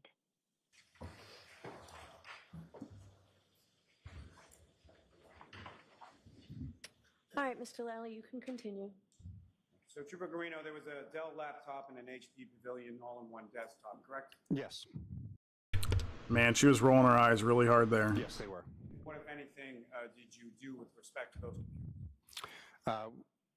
As I said, I took the hard drives out of both machines. They were imaged, and the images were loaded into Axiom to view the data that was on them. Now, when you say something was imaged, can you explain to the jury what you mean by that? It's a bit-for-bit copy of the hard drive. Instead of us turning it on and going through it, which would change data, by taking the hard drives out and imaging them, it creates a one-for-one copy, so that way we can view it without changing anything in the system. And you mentioned a tool called Axiom, is that correct? Yes. And can you explain to the jury sort of what is that Axiom tool and how does it work? Yeah, it's another forensic tool that we use. Can do cell phones, computers. You'll use it to load the images so we can view the data. And with respect to the imaging that was done with regard to the Dell laptop and the desktop, what, if anything, was it that you were looking for specifically on those devices? We were looking for Ring video to see if either computer was used by Officer O'Keefe as a login machine to handle the account. And from your review of what was extracted or imaged from each of those two respective computers, what, if any, information were you able to glean in reference to Ring.com or anything else? Neither computer was used. One appeared to be used mostly by the kids, and the other, I believe it was a laptop, was used mostly by O'Keefe, but there were no Ring logins. As far as the Ring connection, what, if any, devices were you, throughout the course of the investigation, were you able to ascertain were actually connected to the Ring cameras at Mr. O'Keefe's house? Officer O'Keefe's cell phone. Now, if there were any other devices, whether they were Mr. O'Keefe's or someone else, ascertained from either the Ring footage or the information provided by Ring, whether or not there were any other devices beyond Mr. O'Keefe's cell phone that were linked to that account? Not that I know of. And I'm sorry, just not that there weren't any devices or not that you could tell? Not that I could tell or that I ever heard of. Now, Trooper Guarino, let me ask you some questions just in general about a cell phone extraction. You familiar with that term? Yes. And can you explain to the jury sort of what is involved in that and how a cell phone extraction is performed as far as your experience with regard to investigations that you've been involved in? Yeah. So most investigations, we get the cell phones from the scene, from a suspect, from a victim. They're put into airplane mode to preserve the data, so that way a remote wipe can't be sent to the phone from iTunes. If we can't put it into airplane mode, we'll put it into a Faraday bag, which blocks the cell phone signal. And then it's brought back to the lab and put into a Faraday box, which has electrical outlets inside of it, so that way we can keep the phone charged. And with regard to this investigation, you involved in the extraction of data or the examination of extracted data from any particular phones? Yes, I did John O'Keefe's phone, Karen Reed's phone, and we had two witnesses' phones, but I don't remember doing the extractions themselves. But as far as the data from those phones, have you had opportunity to look at that data? And specifically, I'm asking about both Jennifer McCabe's phone and Ms. Carrie Roberts'. Yes, I have. Now, were you also at some point provided with some material from Brian Higgins' phone? Yes, I saw screenshots of text messages.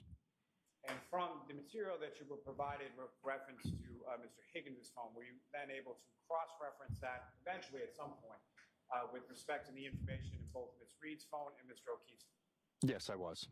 From what you reviewed, was the information contained within the material provided by Mr. Higgins, was that consistent with what you observed in Ms. Reed's phone as well as Mr. O'Keefe's? Yes, I didn't see any differences in those messages.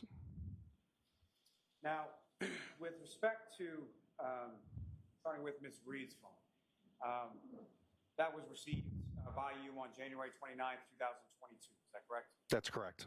And do you recall about what time it was and where you were when you received that phone?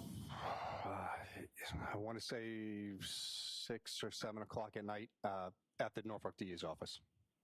And who did you receive that phone from? Trooper Proctor. And with reference to that phone, what condition was it in at the time as far as you referenced airplane mode, Faraday bag, things of that nature? How was it sort of when you received it? I believe it was in airplane mode. The phone was in good working order. And it was placed downstairs in our lab plugged in to keep the phone battery charged.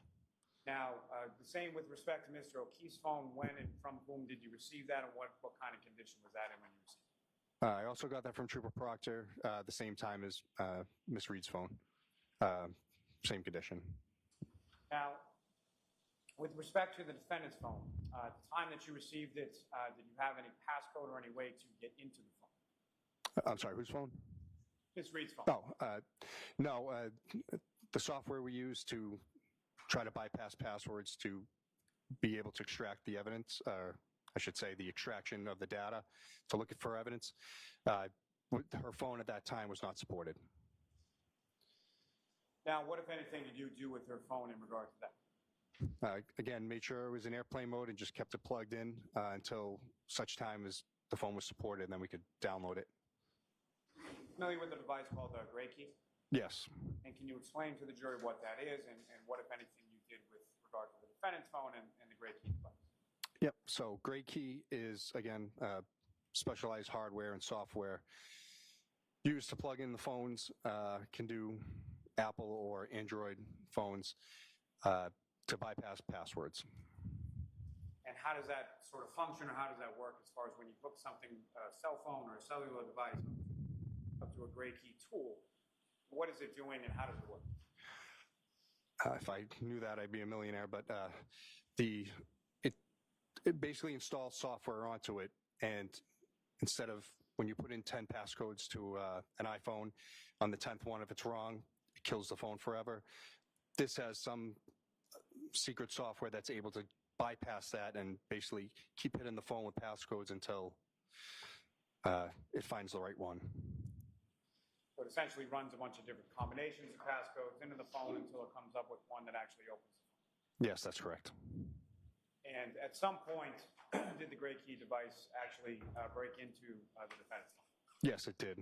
You know about when that was in relation to when you received it? Yeah, so we got the phone in January. It took, I believe support came out in, I want to say May or June, I don't remember the exact month, but we didn't actually get the passcode until August 16th of 2022. And once that passcode was essentially broken into by the Gray Key device, then you're able to look into the phone, is that correct? Yes, once the passcode's obtained, we download the data, and then we're able to take that extraction data and then open it up in Cellbrite or Axiom or whatever tool we're going to use to view it. And the tools, as far as you're referring to, Cellbrite and Axiom, are you familiar with those tools through your course of your investigator with regard to electronic devices? Yes. And if you could explain to the jury sort of when you say Cellbrite and Axiom, as far as then tools are concerned, how do they work and sort of what is it that you do with the device with reference to Cellbrite? So what do we do with the extractions once we go to open them? Well, how is the information extracted, first of all, and then what, if anything, do you do with the map? So Gray Key will pull the extraction.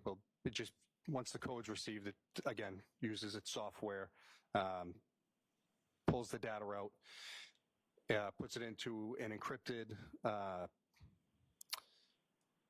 it's MD5 or SHA. It's an encryption key that it's a unique key that, so if you changed anything inside that zip file, it would change the encryption number to show that something was tampered with.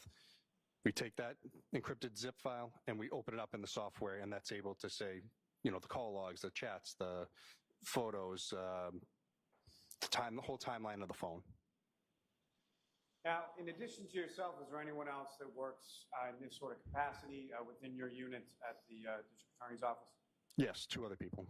And who are those 2 other people? The director of our lab, Samantha Vogt, and Trooper Connor Keefe.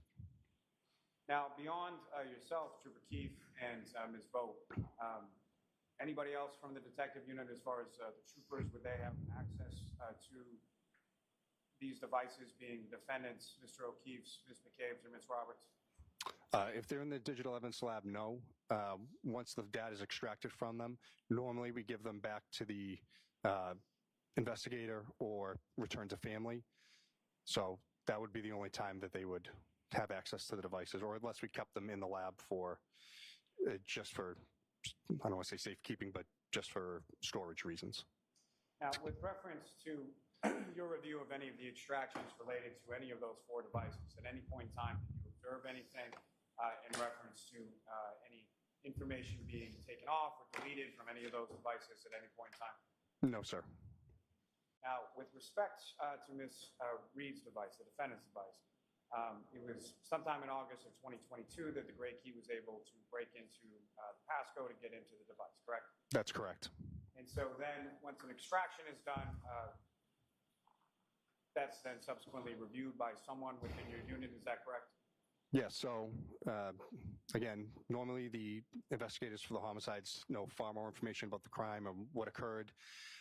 So if need be, I'll load the phone up for them. They can go through it because they know what they're looking for. If they ask me, I'm happy to go through. If they can say, I'm looking for calls between this time period, or, GPS locations, things like that. Now, with reference to the defendant's phone, at some point were you made aware that there was some privileged information contained within her phone? Yes, I was. So as a result of that, what, if anything, happened with the phone from there? We notified our supervisors, and we did not look at her extraction until the privileged communications could be removed, and then we could, again, go back and re-inspect the data. Now, as far as that whole process that was undertaken in regard to that, how long a time period, or when was it that you were able to have the privileged information extracted and then actually get to look at the defendant's phone? It took months. I don't think we got it back from the AG's office until later, springtime of 2023-ish. Now, with respect to the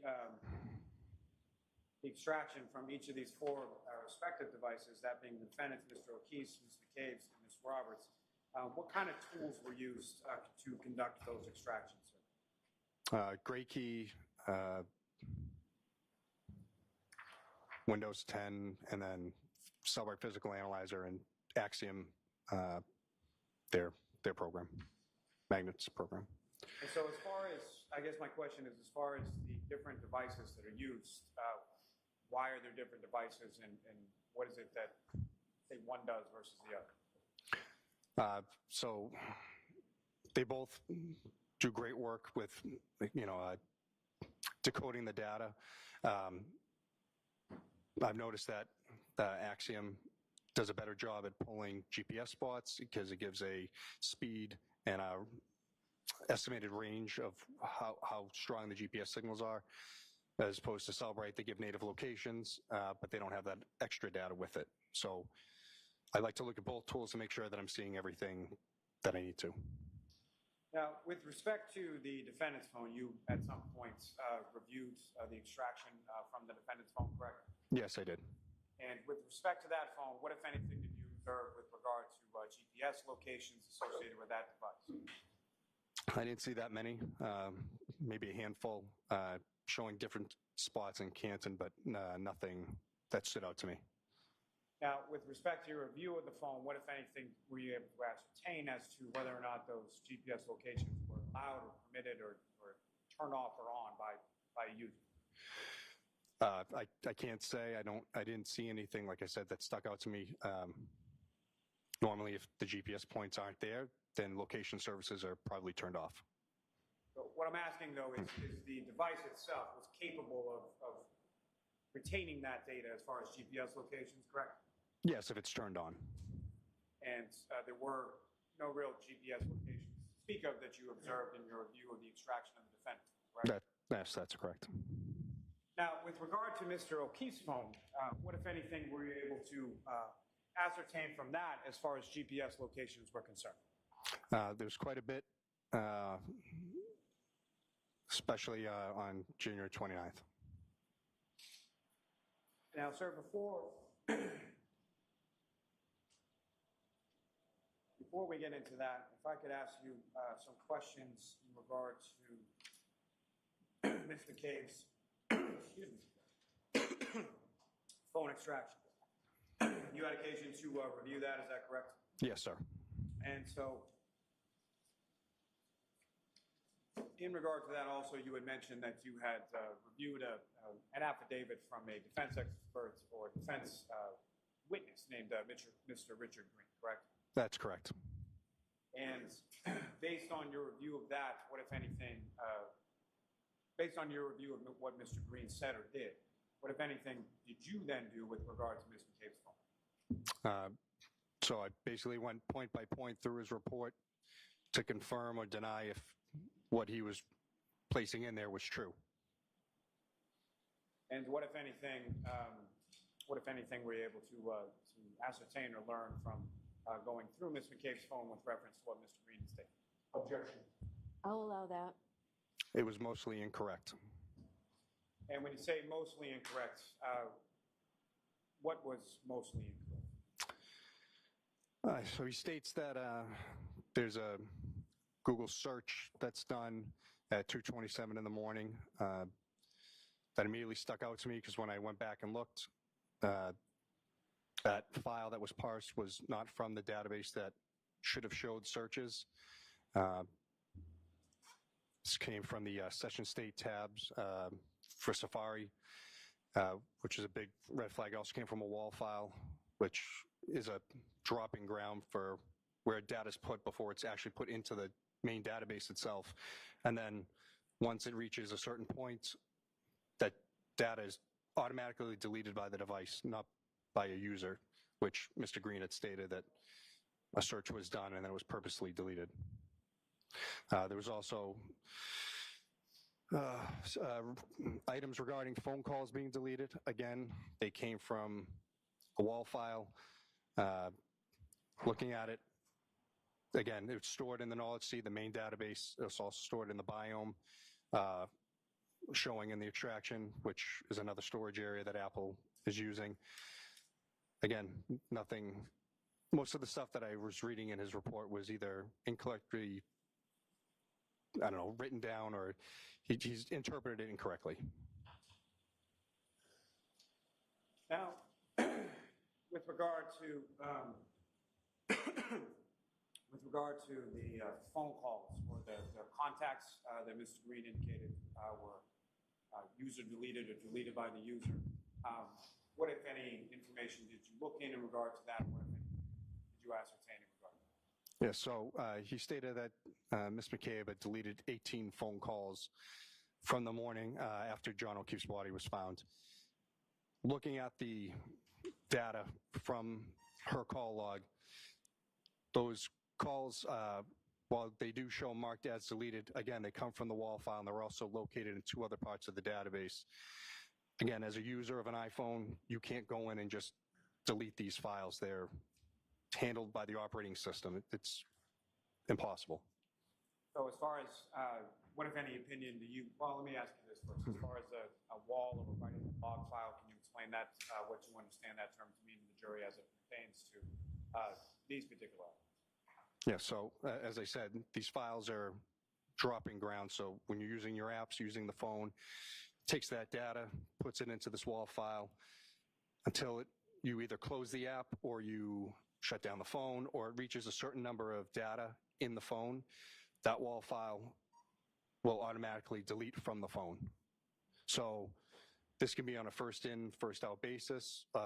Again, like I said, it could be when data reaches a certain level, but those calls that are being marked as deleted, Cellbrite seeing, it doesn't mean the user deleted them. It just means they're being removed from the wall file.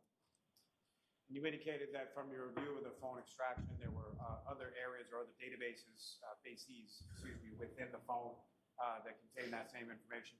Yes. So the main database of the iPhones is the Knowledge C database.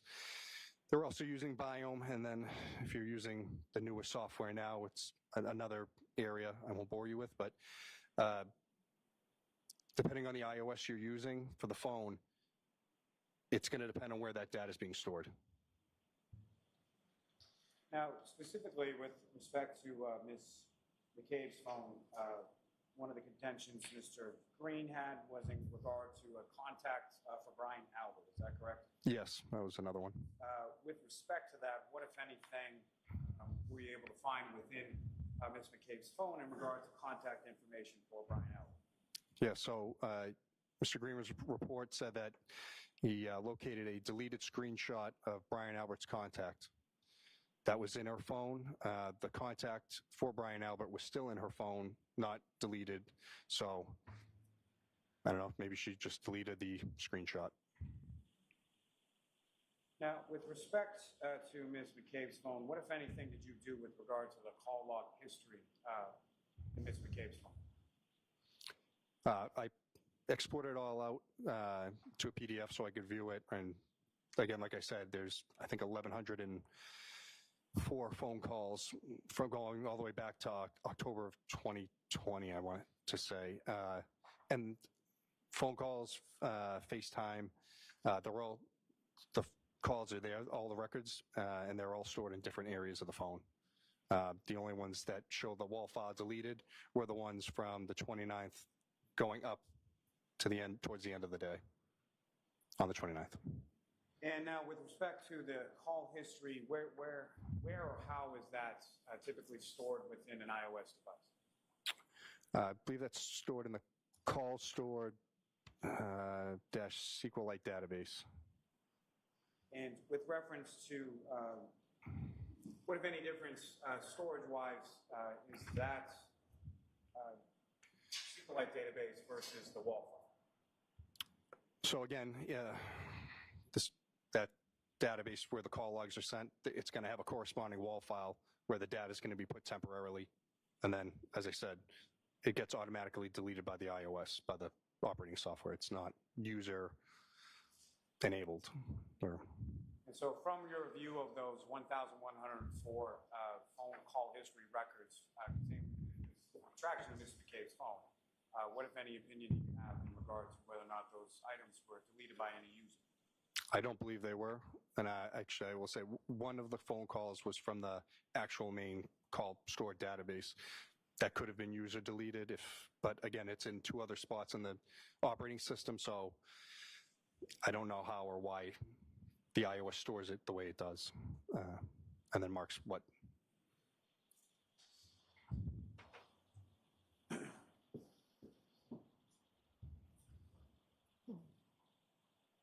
Now, sir, from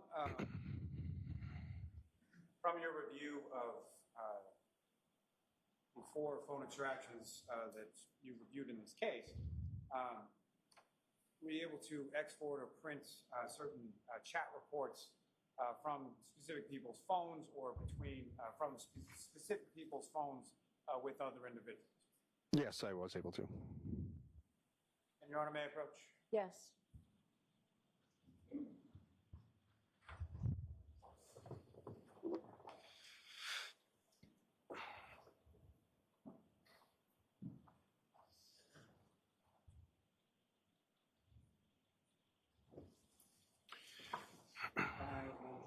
Yes.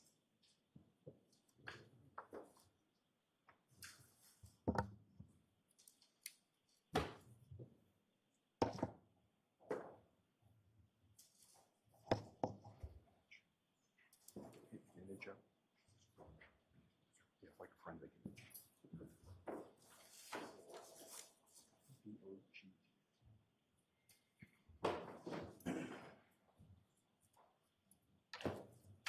Sir, I'm showing you what's been marked as Exhibit 48. Okay.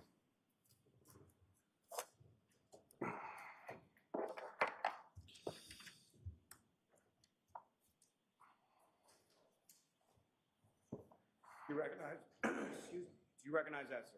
Yes. And what do you recognize as? The first page is Facebook Messenger chats between Karen Reed and John O'Keefe. And what's contained in there, is that a fair and accurate portrayal of what you observed from the extraction from Mr. O'Keefe's phone? Yes, it is. And specifically with reference to those chats between Mr. O'Keefe and the defendant, you also reviewed that material from the defendant's phone as well? Yes, I did. Material that you reviewed from the defendant's phone, is that consistent with what you observed in Mr. O'Keefe's? Yes, it is.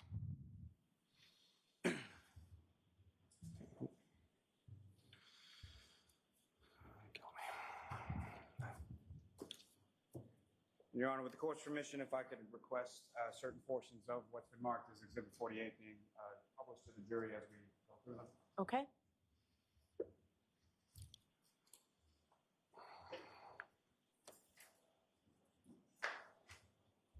Sir, if I could just start you out on page 1. Okay. Ms. Gilman, if I could have that up on the screen.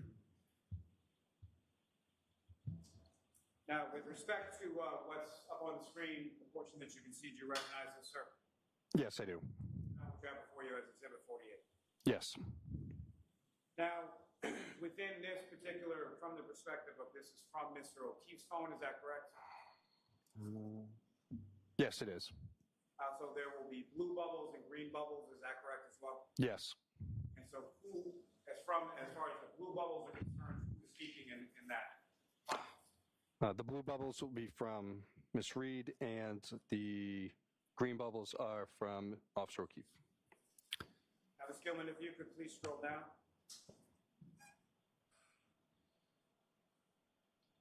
Now, with respect to what's contained on this page 1 at the bottom, if you could read the date and the time and indicate who is speaking and what is said there, sir. Yeah. So the blue bubble is Karen Reed and 1/28/2022 at 3:30 p.m. Hello. John says hi at 3:35 p.m.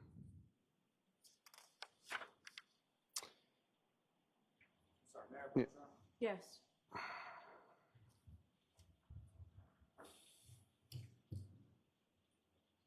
Yep. Those are the Facebook ones.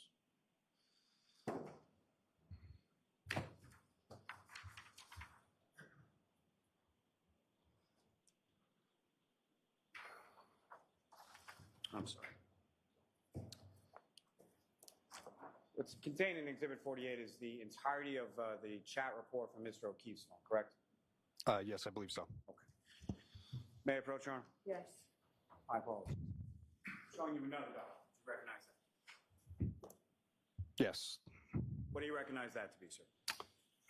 These are the native chats, native messages from John O'Keefe and Karen Reed.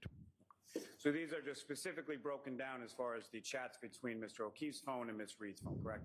Correct. And as far as your review of both of the extractions from both of those phones, the material contained within Mr. O'Keefe's phone is consistent with the material contained in the defendant's phone, correct? Yes, that's correct. Your Honor, may I approach? Yes. I'll move to seek to introduce and admit as an exhibit. Okay. Okay. Exhibit 620. 627. Yes. If that could be returned to the witness, Your Honor, if we could, with the court's permission, if we could publish that. Yes.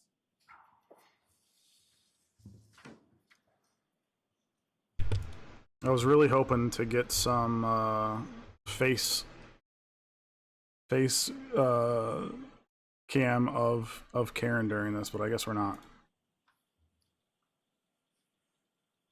And now, Trooper Carino, do you recognize what's up on the screen as the next exhibit, sir?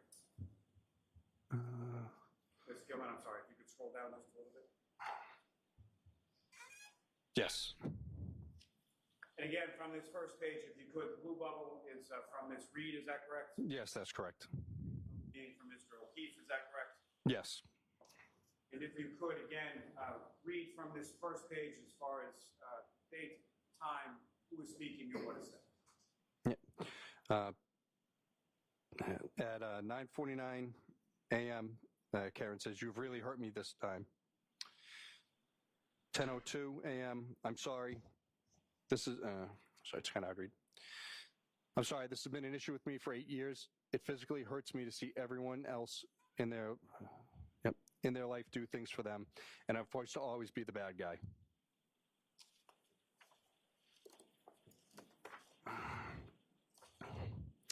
At 10:09 a.m., Karen says, "I am not the same as everybody else. Most of the time I try to do what is healthy/smart for them. More importantly, I try to support you and what you need. You just lashed out at me and said terrible things. I don't know how you've gone to this point with me when I'm just trying my hardest. You made your point and continue to beat me down. I have a lot going on too. Physically, I'm falling apart and trying to get answers and help."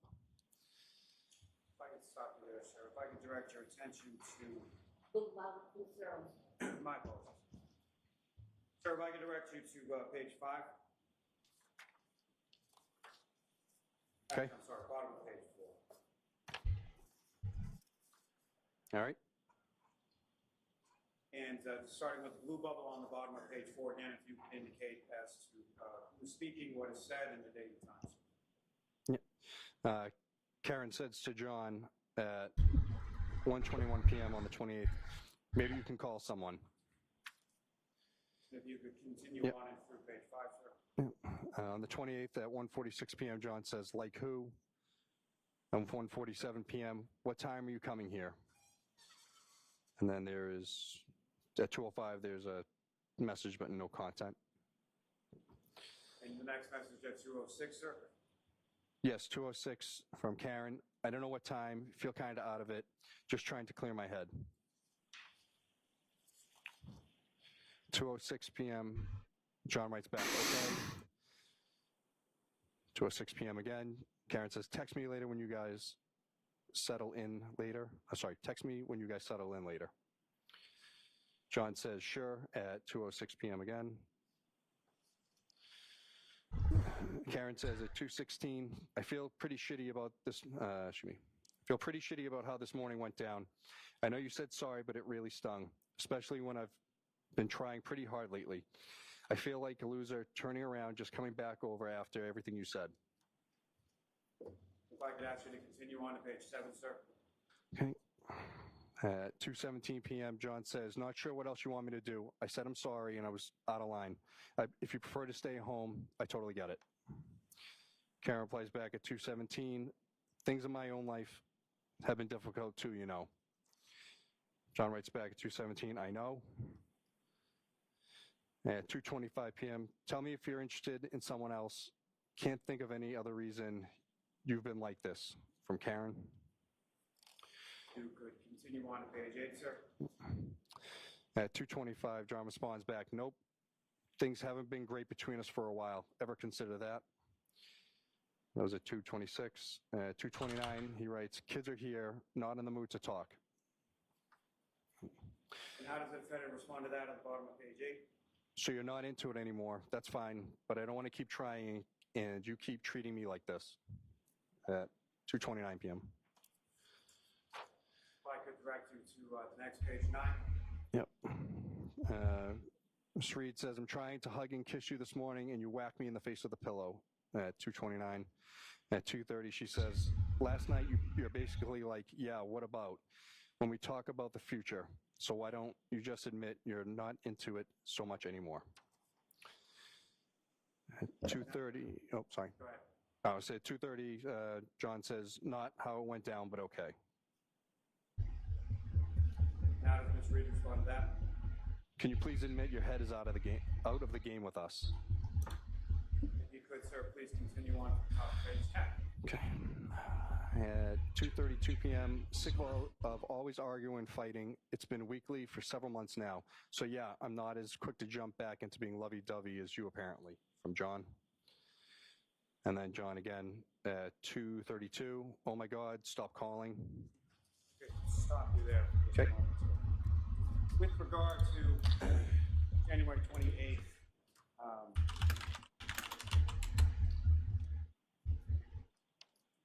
you were also able to extract a report specifically in regard to calls received by Mr. O'Keefe on that date? Yes, I was. I mean, on that date into the next date of January 29th? Yes. I approach, Your Honor. Yes.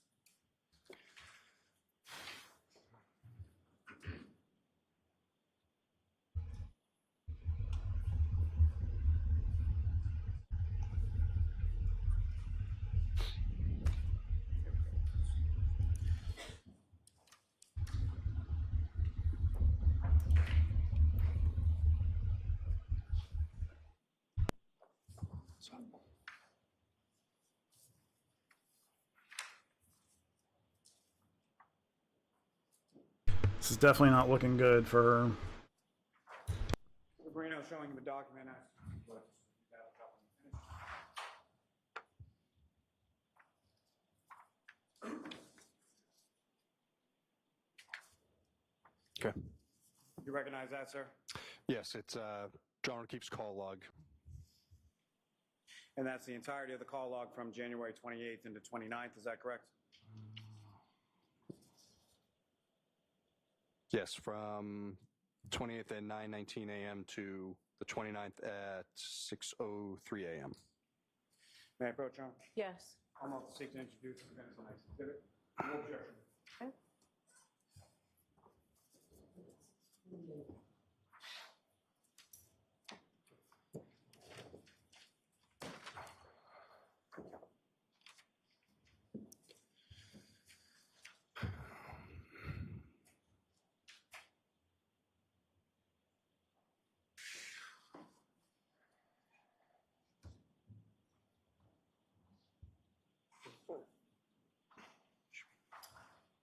May I approach again, Your Honor? Yes.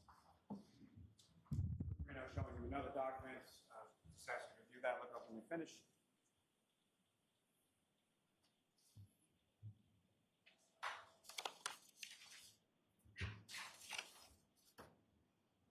And do you recognize that, sir?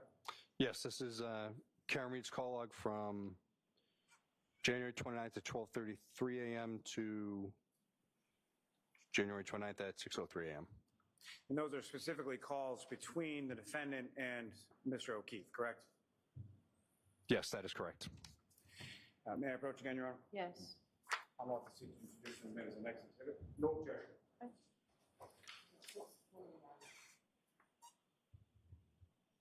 Thank you.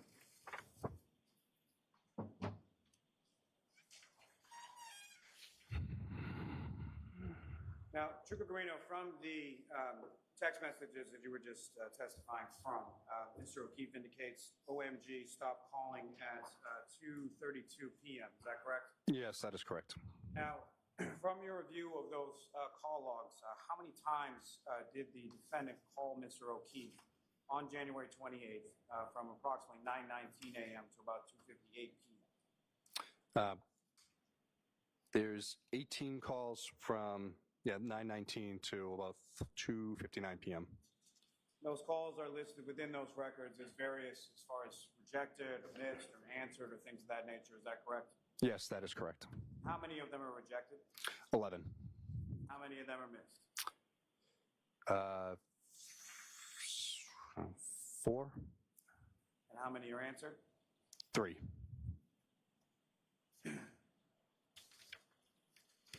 Now, following that text message at 2:32 p.m. from Mr. O'Keefe to the defendant asking her to stop calling him, does the defendant keep calling? Yes, she does. And at some point, does Mr. O'Keefe call Ms. Reed back? Yes, at about 3 p.m. on the 28th. Double check. Thanks. May I approach, Your Honor? Yes. Mr. Green, I can take each of the call logs. I don't want you to keep hold on for a second. Okay.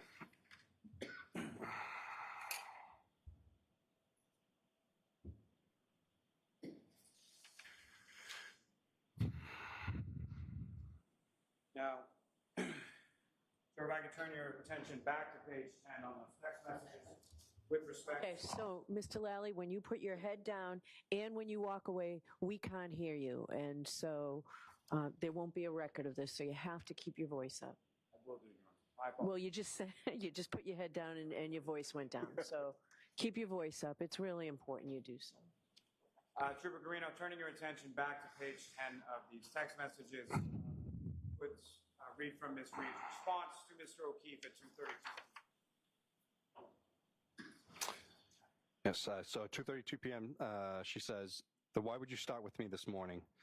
And then followed up by 2:33, you're setting me up to fail.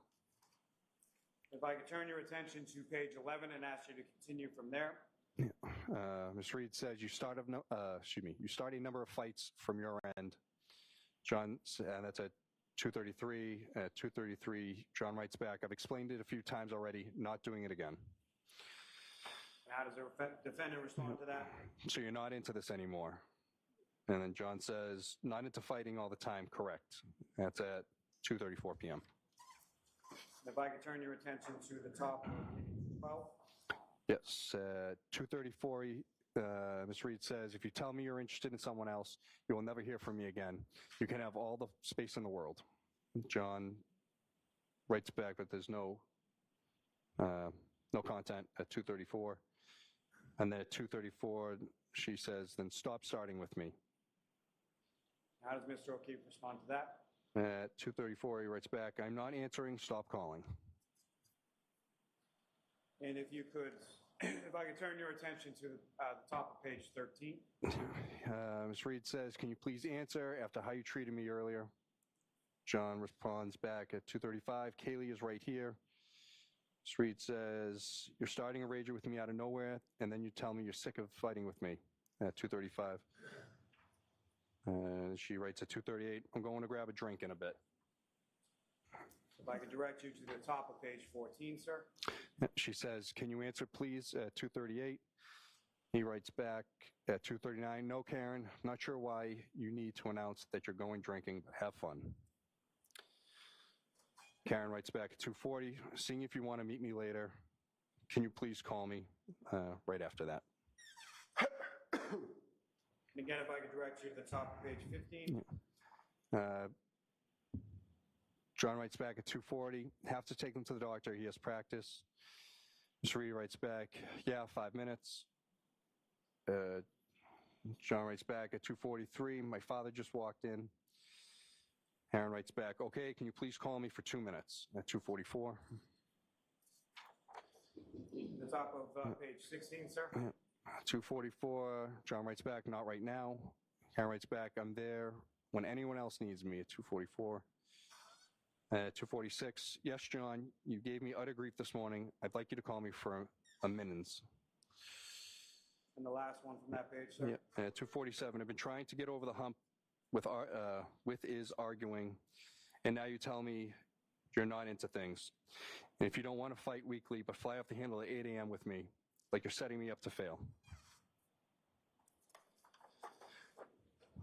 Sir, if I could draw your attention to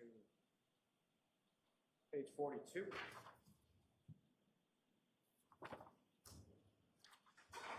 Okay. And sir, if I could ask you to start reading from the top of page 42. Yep. At 7:41 p.m., Karen writes, okay, let me know if you end up leaving. John writes back at 7:42, why? Now you're not coming?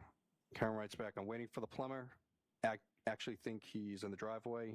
7:42.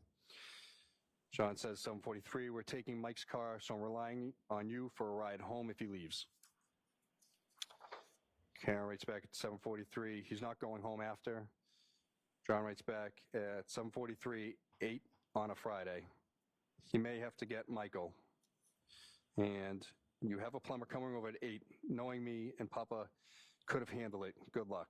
And that was at 7:44. Thank you, sir. If I could direct your attention to page 49.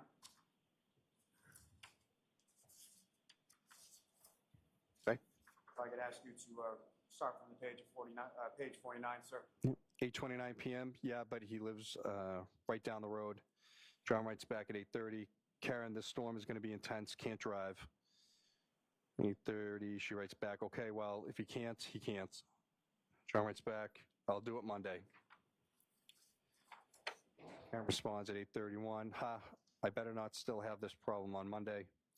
John writes back, plan on being there. Karen writes back at 8:32, I'd like to know, I could take a hot shower here if I need to. John writes back, figured you'd be in Canton till Monday. If I could direct you to the top of next page, 51. John, I'm getting off my phone. Let me know what you're doing. Karen writes back at 8:33, I think the four of us together is toxic to this relationship. Would like to limit it. And says, you've said so yourself for probably a year now. And John writes back at 8:33, blizzard tomorrow, nobody is going anywhere. Sir, if I could direct you to the top of page 52. Okay. Karen says, maybe I'll come back late tonight. Bad snow is in the early AM. That's at 8:35. And again, 8:35. I'll head up there in a few minutes. Let me know if you leave. John replies back, sure. And then the next one's not until 12:55 AM on the 29th. I'm going home. And the I'm going home is from the defendant, 12:55 a.m., is that correct? Yes, that is correct. And if I could direct your attention to the top of page 53. Yes, 12:55 again. See you later. At 1:02, your kids are cucking alone. 1:29, 1:04 a.m. I'm back in Mansfield. The kids are home alone. Thank you, sir. Sir, may I approach to retrieve? Yes. Can I see Councilor Sidebar about scheduling? You are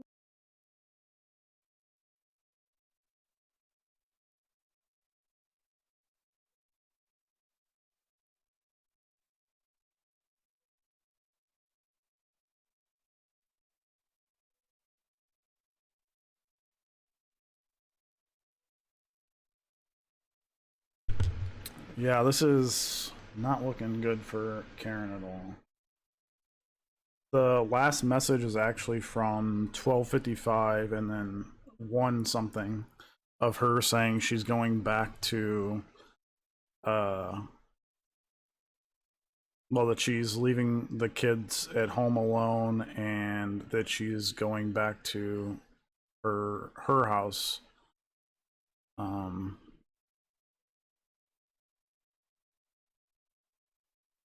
don't know,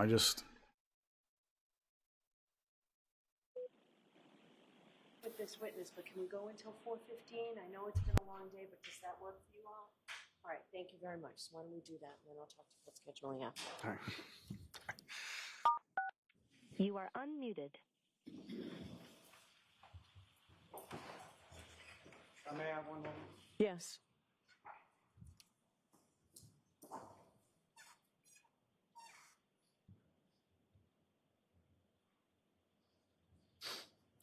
May I approach this retrieve? Yes.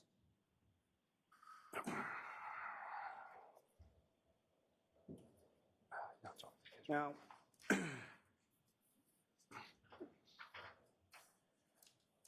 Trooper Garino, you were also able to get some chats as well as some phone calls between the defendant and certain individuals. Is that correct? Yes. And may I approach Your Honor? Yes.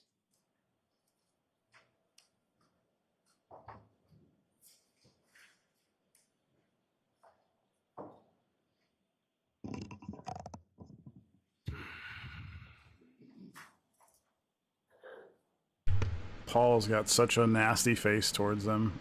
You can just tell he hates them. It's actually just depressing. You know, he lost both his brother and his sister.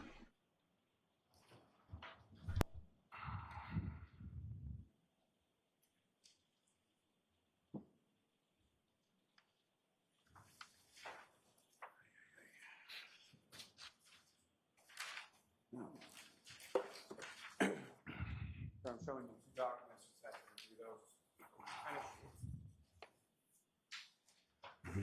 Okay.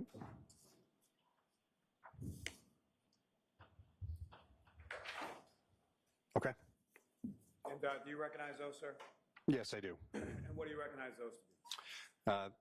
The single page is Karen Reed to Laura Sullivan phone calls, or I should say, yep, calls from Laura Sullivan to Karen Reed, and The other one is Karen Reed and Laura Sullivan's chat messages. What's contained in those documents, is that a fair and accurate portrayal of what you were able to extract from the defendant's phone? Yes, sir. May I approach again, Your Honor? Yes. I'll move to seek to introduce the minutes and next exhibits. No objection. Okay.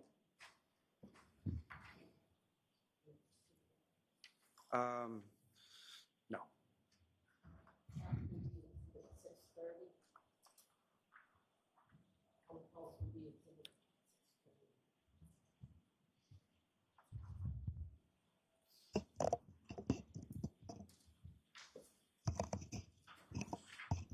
Thank you.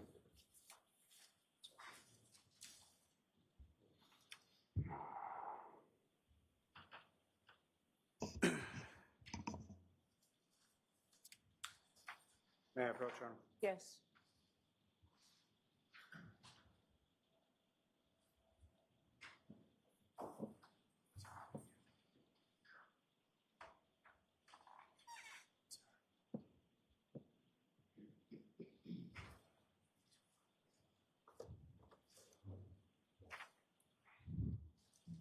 From your documents, sir, you recognize that? Yes, these are Karen Reed and Aaron O'Keefe phone call. And what is contained in that is that fair and accurate portrayal of what you observed conducting the extraction of the defendant's phone with regard to the communications with Aaron O'Keefe. Yes. May I approach again, Your Honor? Yes. I want to seek to introduce the minutes and next exhibit. Okay. There's no objection, Ms. Giannetti, right?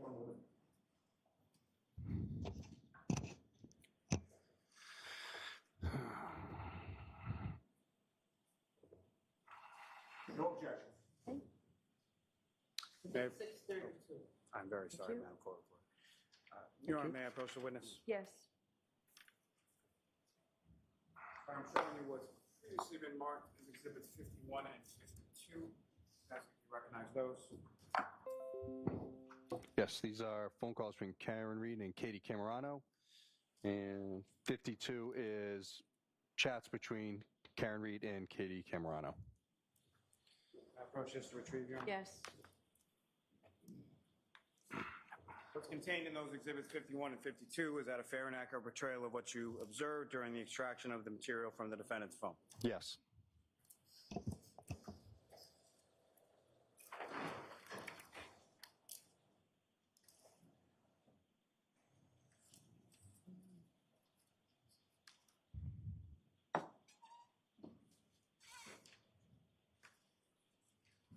May I approach again, Your Honor? Yes. Sir, showing you what's marked as exhibits 94 and then 95. Yes. Sorry. They are chats between Karen Reed and Jen McCabe, text messages. And 95 is Karen Reed and Jen McCabe phone calls. And again, what's contained in those records before you is that a fair and accurate portrayal of what you observed in the defendant's phone during the course of your extraction of materials from her phone. Yes. May I approach the retrieve, Your Honor? Yes. So these are already in evidence, Mr. Lally, so that you don't need the fair and accurate depiction.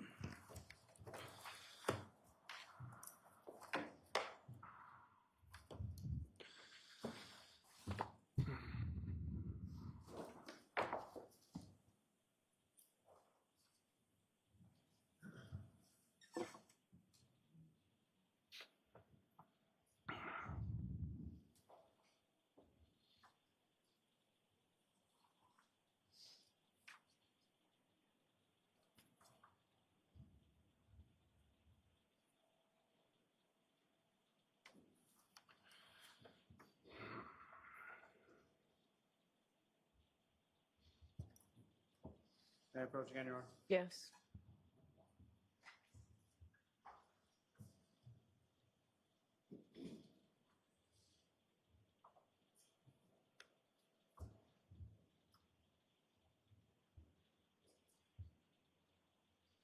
The other thing that I'm seeing right now is you can see the defense team is actually turning, everyone is turned away from the jury, even Mrs. Little. So it seems like it's like they're hiding almost in a weird way. I don't know. It looks very secretive to me. Not that it means anything really, but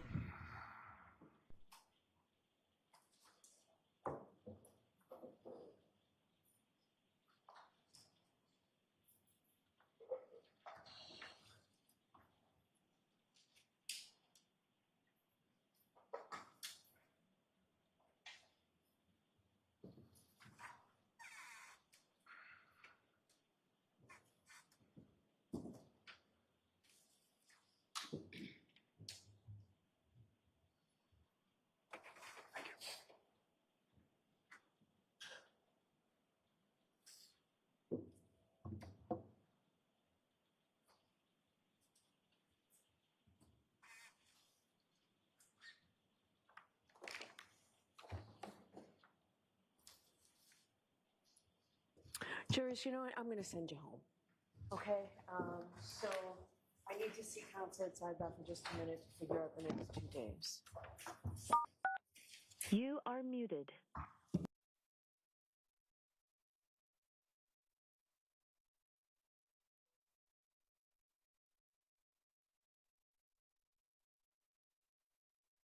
Okay, I'm gonna bring Tuesday and Jen back in. I don't think we'll hear any more from the judge, but we'll leave it on the background just in case. So why don't I let you guys take it away? What are your thoughts on today? Well, I think we are introduced to the trouble in paradise right now, right? This is a vital piece of the storyline because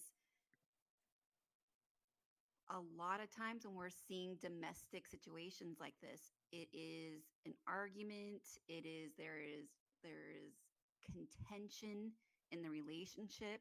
It's usually on its way out.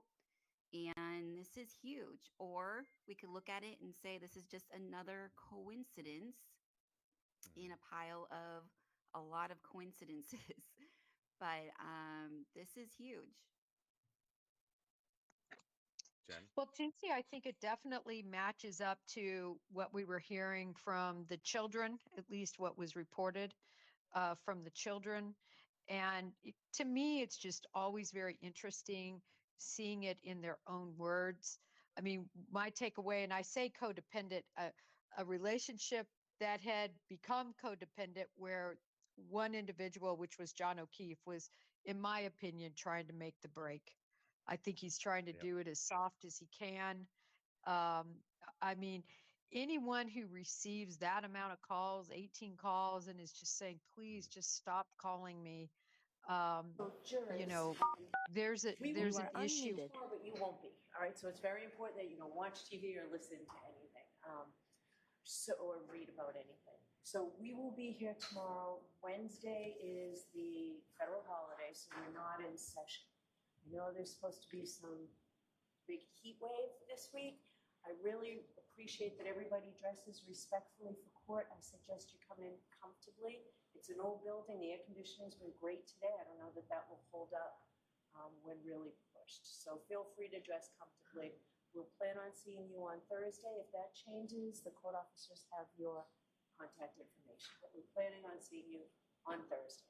All right, so please, those 3 cautions: do not discuss this case with anyone. Don't do any independent research or investigation into this case.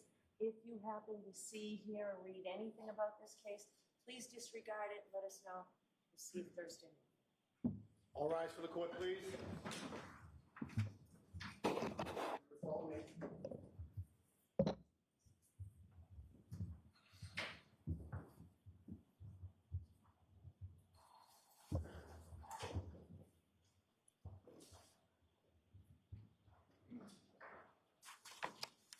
All right, and Trooper, you can just follow out behind them. Okay, thank you.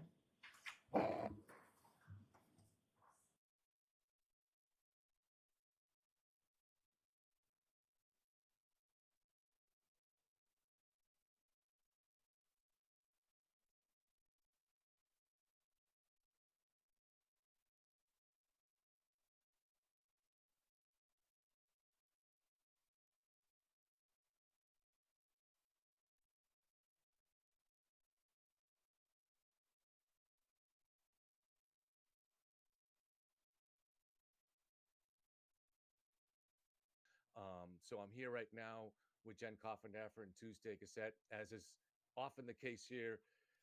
We have two beautiful women, but you got stuck with my face on the screen. So Oh, Kevin. You know, we what's interesting is how we see her emotions all the time on her face. Mhm.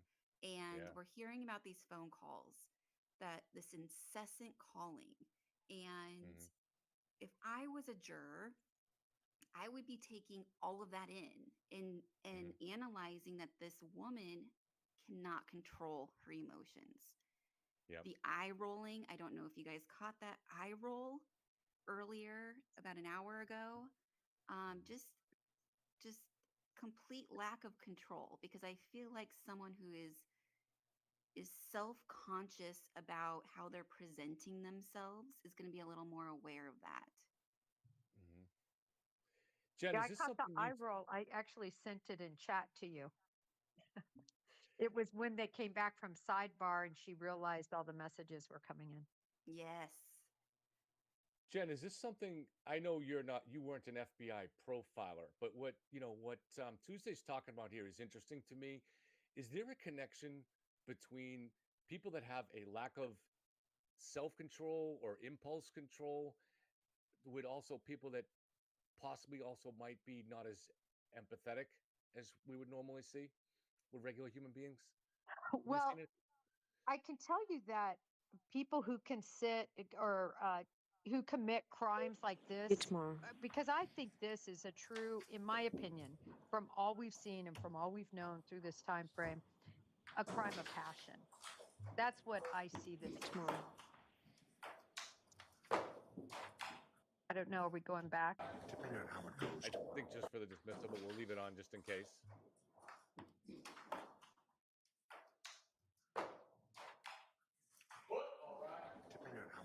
Oh, Paul O'Keefe has a smile on his face. Oh, I didn't catch it. Well, I mean, he's been through they are going through an ordeal. The last Oh, 2 years has been a nightmare for them. it's a nightmare, and it continues to be a nightmare. It's never ending, and some of the things that people said to his family is just sickening. Um, really, that's been my full motivation, though, to be a part of this case. Honestly, is the Mhm. victimization of the witnesses and the O'Keefe family. So definitely fueled my interest in the case. But back to what you were asking, is the one thing you can tell about people who commit crimes of passion, their impulse control is not normal. They Mhm. are, and it doesn't matter what it is about, whether it's a facial expression, whether it's something they do, something they say, a table they hit. It's very usual for them just to not to be able to control themselves. I'm going to invite my friend. I don't think he'll come, but my friend Marius from Norway, who just gave the donation, but he's a very intelligent guy. So I'll see anytime he wants to come on. Very different time zone right there. I think they're about 6 hours ahead of us. But I thought, back to your question about today, Tuesday, Kevin, I thought the cellular digital analyst was amazing. Okay, well, I'm just gonna describe some of my takeaways from today. Um, I mean, I agree with Kevin from Yellow Cottage Tales and Coffin Daffer and some of the other people there in Tuesday. So I'm actually going to show some stuff. Let me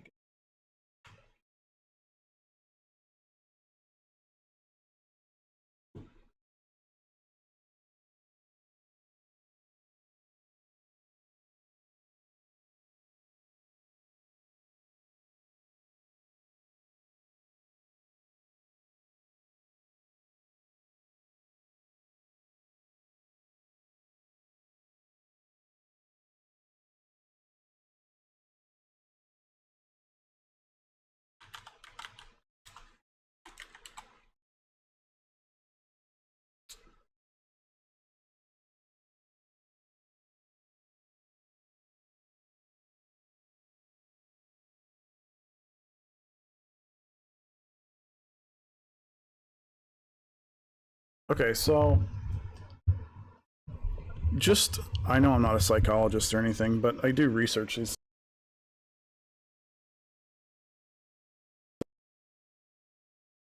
Like, if you look at the way she acts in court, you look at the way she acted on the videos from the bar and grill, you look at the way she acts, just in general, she's very, she has, she puts on many different faces and can only act for so long before the emotions get the best of her. And I think this is why I feel like she's almost in the narcissistic category, because I have this pulled up here, but and it's the difference between borderline antisocial and narcissistic personality disorders.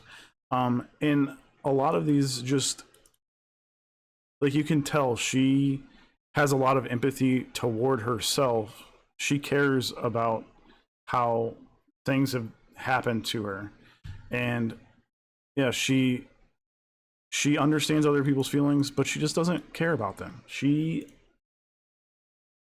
cares about what she can get from this relationship, and her needs eventually weren't being met because John was not having any of it. He was basically saying, well, I'm done with this relationship. And that's why she starts doing this thing where she's saying, oh, well, you're cheating on me. There's another girl in the picture. She needs to feel like something else besides herself got in the way of this relationship. And so what she's doing is she's trying to find the reason why it's not her. It's the same thing this whole case is about as well. It's the reason she's wondering, why is this isn't about me. This is everybody else is the problem. Proctor was being mean to me behind the scenes. John was mean to me and didn't give me what I wanted. The kids are in the way. You know, I didn't sign up to be a mom, so the kids are a problem. Everybody else seems to be the problem here, and it's because she has no self-awareness about that she is a problem herself. And yeah, this says has 5 primary personalities: normal, mean, innocent, detached, and a victim. And so I was kind of going over this victim part, and the detached part is, now you can see this in the courtroom too. She doesn't cry when she sees John. She doesn't care. John's dead, and it's on to the next thing. It's like it never happened. She has the innocent thing where she plays outside the court. She's mean, obviously, through text messages. Kind of, I mean, it's incessant calling. You need to pay attention to her. And then her normal one, which honestly, I think the perfect thing that encapsulates us is her at the bar. If you see her on the video, she comes in, is very good at pretending like a fight never happened. Every witness all say, you know what they all say? They were lovey-dovey. They cared about each other. It was a good night. Nothing seemed out of the normal. But when you look at the text messages, just from the ones we got today, nothing was normal for them. Besides the fact that they have been fighting, that seemed like it was normal for them. But she was able to come to the bar and act like nothing was wrong that night. Show no outward aggression towards John. Just blend in. And the other things here says has a primary characteristic: sense of entitlement, no insight. So this is her. She has no insight to herself. So she always looks outward as the problems. I mean, you can just see her. You can see these three things whenever you're looking at her facial expressions. She has pride whenever she sees that Michael Proctor is getting destroyed. She even seems arrogant. Like, yeah, we caught you. We got to your private messages. We know who you are. And I don't know. It just seems,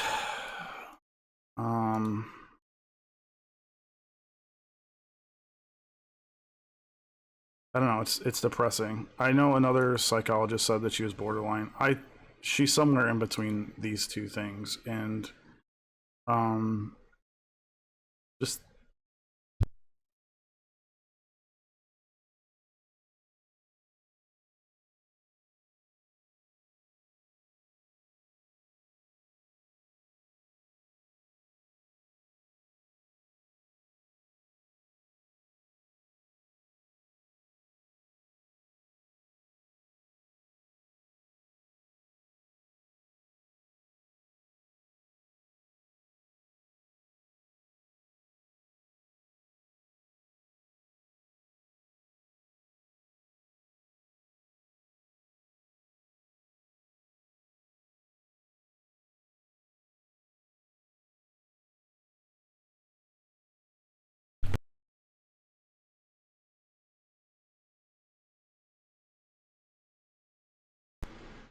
it's like there's two worlds going on. There's the world Karen Reed is trying, and her followers are trying to show outwardly of this, everything's corrupt, you know, the things mirrored, people are planting evidence, but there's never any introspection that she has towards herself, the people that she's hurting.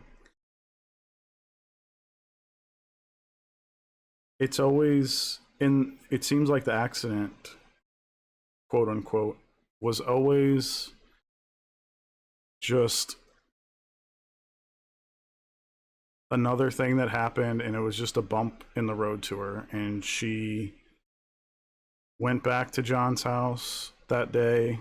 She doesn't sit down with the family and ask, you know, how all these things are so crazy. You know, man, what happened last night? Man, that was crazy. You know, I love John. I can't believe this happened to him. She doesn't sit there and console and talk to the kids and try to reassure them. Any mother or father would have done that. And even if it's not your own biological kids, if you're sitting down with them, you care that they realize that something bad has happened, but that they will be safe, that life will go on. And she didn't do that. She was with John for over a year. You would think she at least cared about them enough to sit down, but it seems like her life is going to move on. I'm gonna go get my stuff out of his house.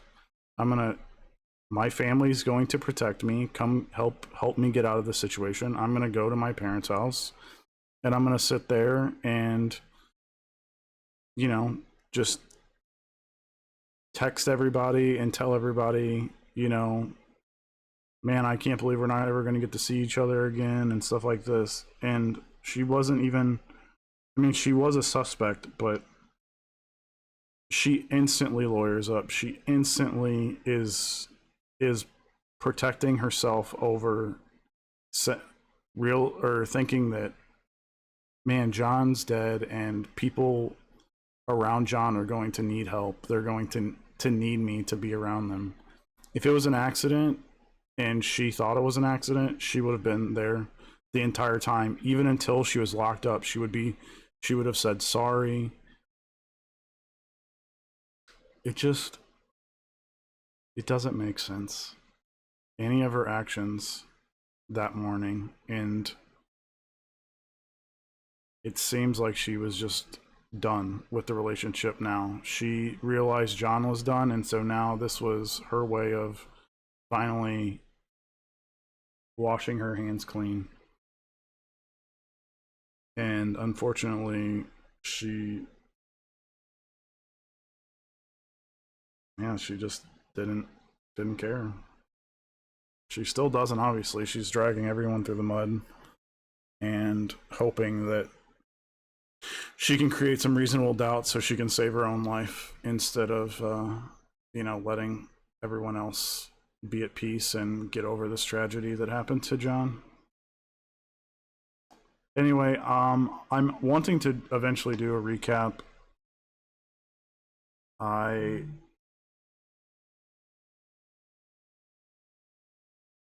don't.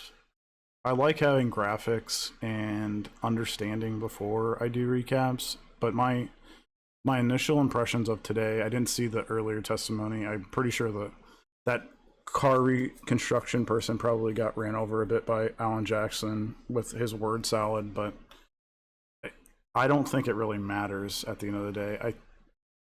There's a lot to be desired from Lowley and his team, just in ways of infographics and stuff like that. Like if you look at the last thing where it shows him actually creating the files from the search, like he searched the last guy, the data expert, Ian, he searched the night before, and then he waits until he comes into trial to show that he could make something look like it was searched the night before just from searching the day after in the same tab. It completely destroys the 227. The 227 means nothing now. It might look good on signs and shirts and everything, but it is people trying to use data without actually asking why the data says it. And I think that's the biggest problem. You get to the point where the data says what you want, and once it says what you want, there's no further reason to look at the data. There's no logical conclusion. There's no ending. It's just, oh, the data said what I wanted. Okay, well, now I'm going to put that in my bag of tricks. And I think that's kind of Alan Jackson and the defense's. That's their plan. Is you pull a rabbit out of the hat and you say, look, and then you pull the next rabbit out. And so they just have over time started putting these rabbits in. You know, the first one was 227, and you know, the vehicle backed up and hit John's car at 0.0001 mile per hour. All these little things, they're good to create doubt, but it's bad to create a story off of bad researched stuff, and that's what they've done. Anyway, like I was saying, I do want to do some recap. Right now, I'm just doing a recap of kind of the witnesses. I think there needs to eventually kind of be almost like a closing argument type of recap where you can kind of see the timeline and infographic. You can see her vehicle data. You can see her text messages. And I think that is how Lowley's going to have to do it in closing, is he needs to put all of these witnesses' statements, all the data together into something that is very easily understandable. And some of this data gets so into the weeds of wall files, write-ahead logs, and certain databases and all this other stuff that the jury needs to have somebody on there that actually understands data a little bit to say, yeah, to say the defense is using this data maliciously to make people look bad, to make people think that it means something that it doesn't. And the prosecution actually has gone to the full conclusion on the data of researching further and realizing that the rabbit isn't actually in the hat. The rabbit was never in the hat in the first place. And it's just a trick to make you feel like the data's wrong. But yeah, I'm all over the place now. I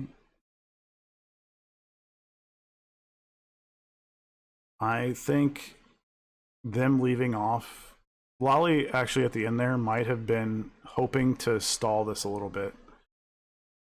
He didn't seem to have all his documents right, and kind of wanted the last thing for the jury to see maybe is just to go home for the day and think, wow, Karen actually had a fight with John the day before. John hit her in the face with a pillow, and then she called him 18 times that day.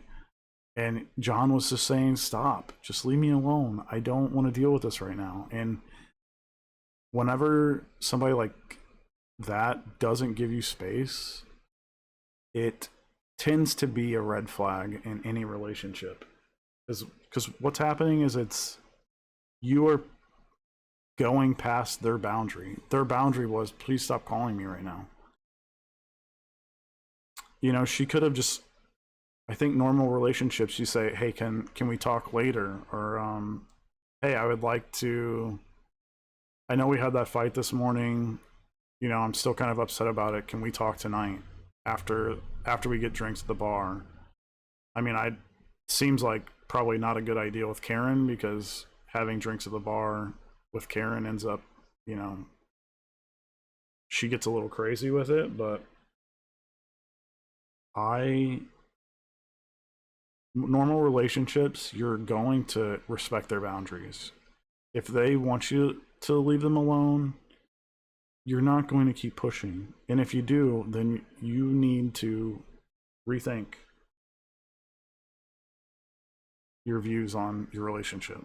Stop pushing everyone's boundaries and respect what they want. If they say, hey, I don't really want to talk right now, or even if they're ignoring you, it's a sign of a boundary. Like, if you keep saying, will you talk to me, and they ignore you, then they probably don't want you to call them again. Ask about it later. And it just, whenever you're calling someone 18 times, it's showing you do not respect their boundary. You have to talk to them because you need them to hear you. When in reality, it's their decision if they pick up the phone or not, and you need to respect their decision if they don't want to pick up the phone. And Karen doesn't seem to respect their boundaries whatsoever.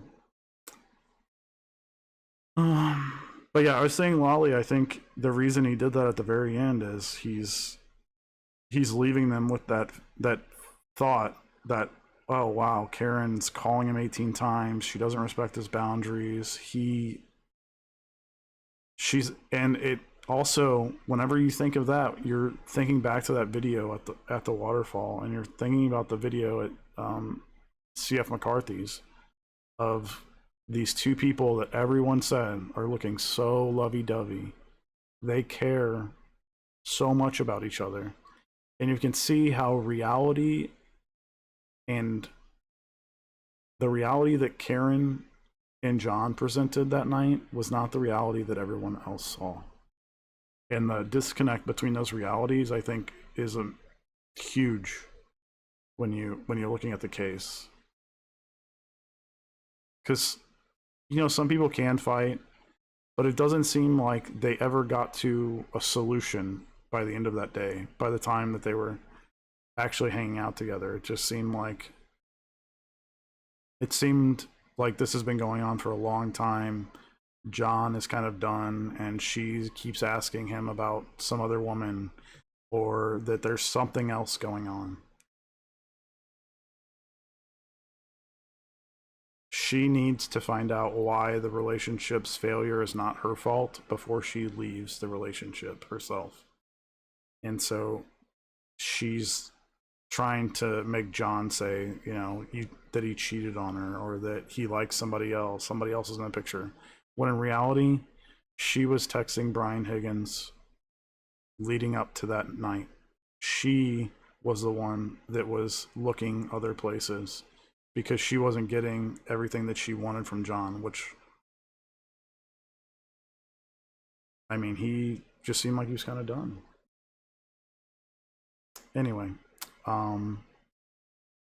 thanks for listening. I definitely like doing recaps. I just like a lot more info and infographics, and there's a lot of information today, just with the timelines, the amount of calls that night and into the next morning, and I'm sure we're going to see even more from this witness. Yeah. Karen didn't do too well today, I don't think, and you could see on the defense's face, they looked, I mean, Yannetti had his hands on his face, literally like biting on his finger at one point. So it's just not looking good for them. Anyway, thank you guys, and I will talk to you next time. I think tomorrow we're having voir dire of certain witnesses.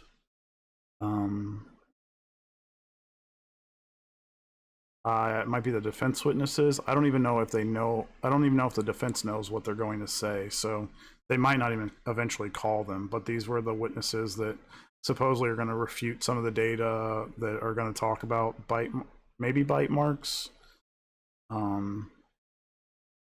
It's like, it's other experts, but I don't think the defense, even in their motion, they didn't really understand what the opinion of either of these witnesses are. So there's going to be, we might actually get to see Lolly on cross tomorrow of these witnesses, which is going to be interesting. But no jury tomorrow. Wednesday's a holiday, and then Thursday's a heat wave, so I don't know if they're going to have anything. But I will definitely still be following the case and be gathering all my thoughts.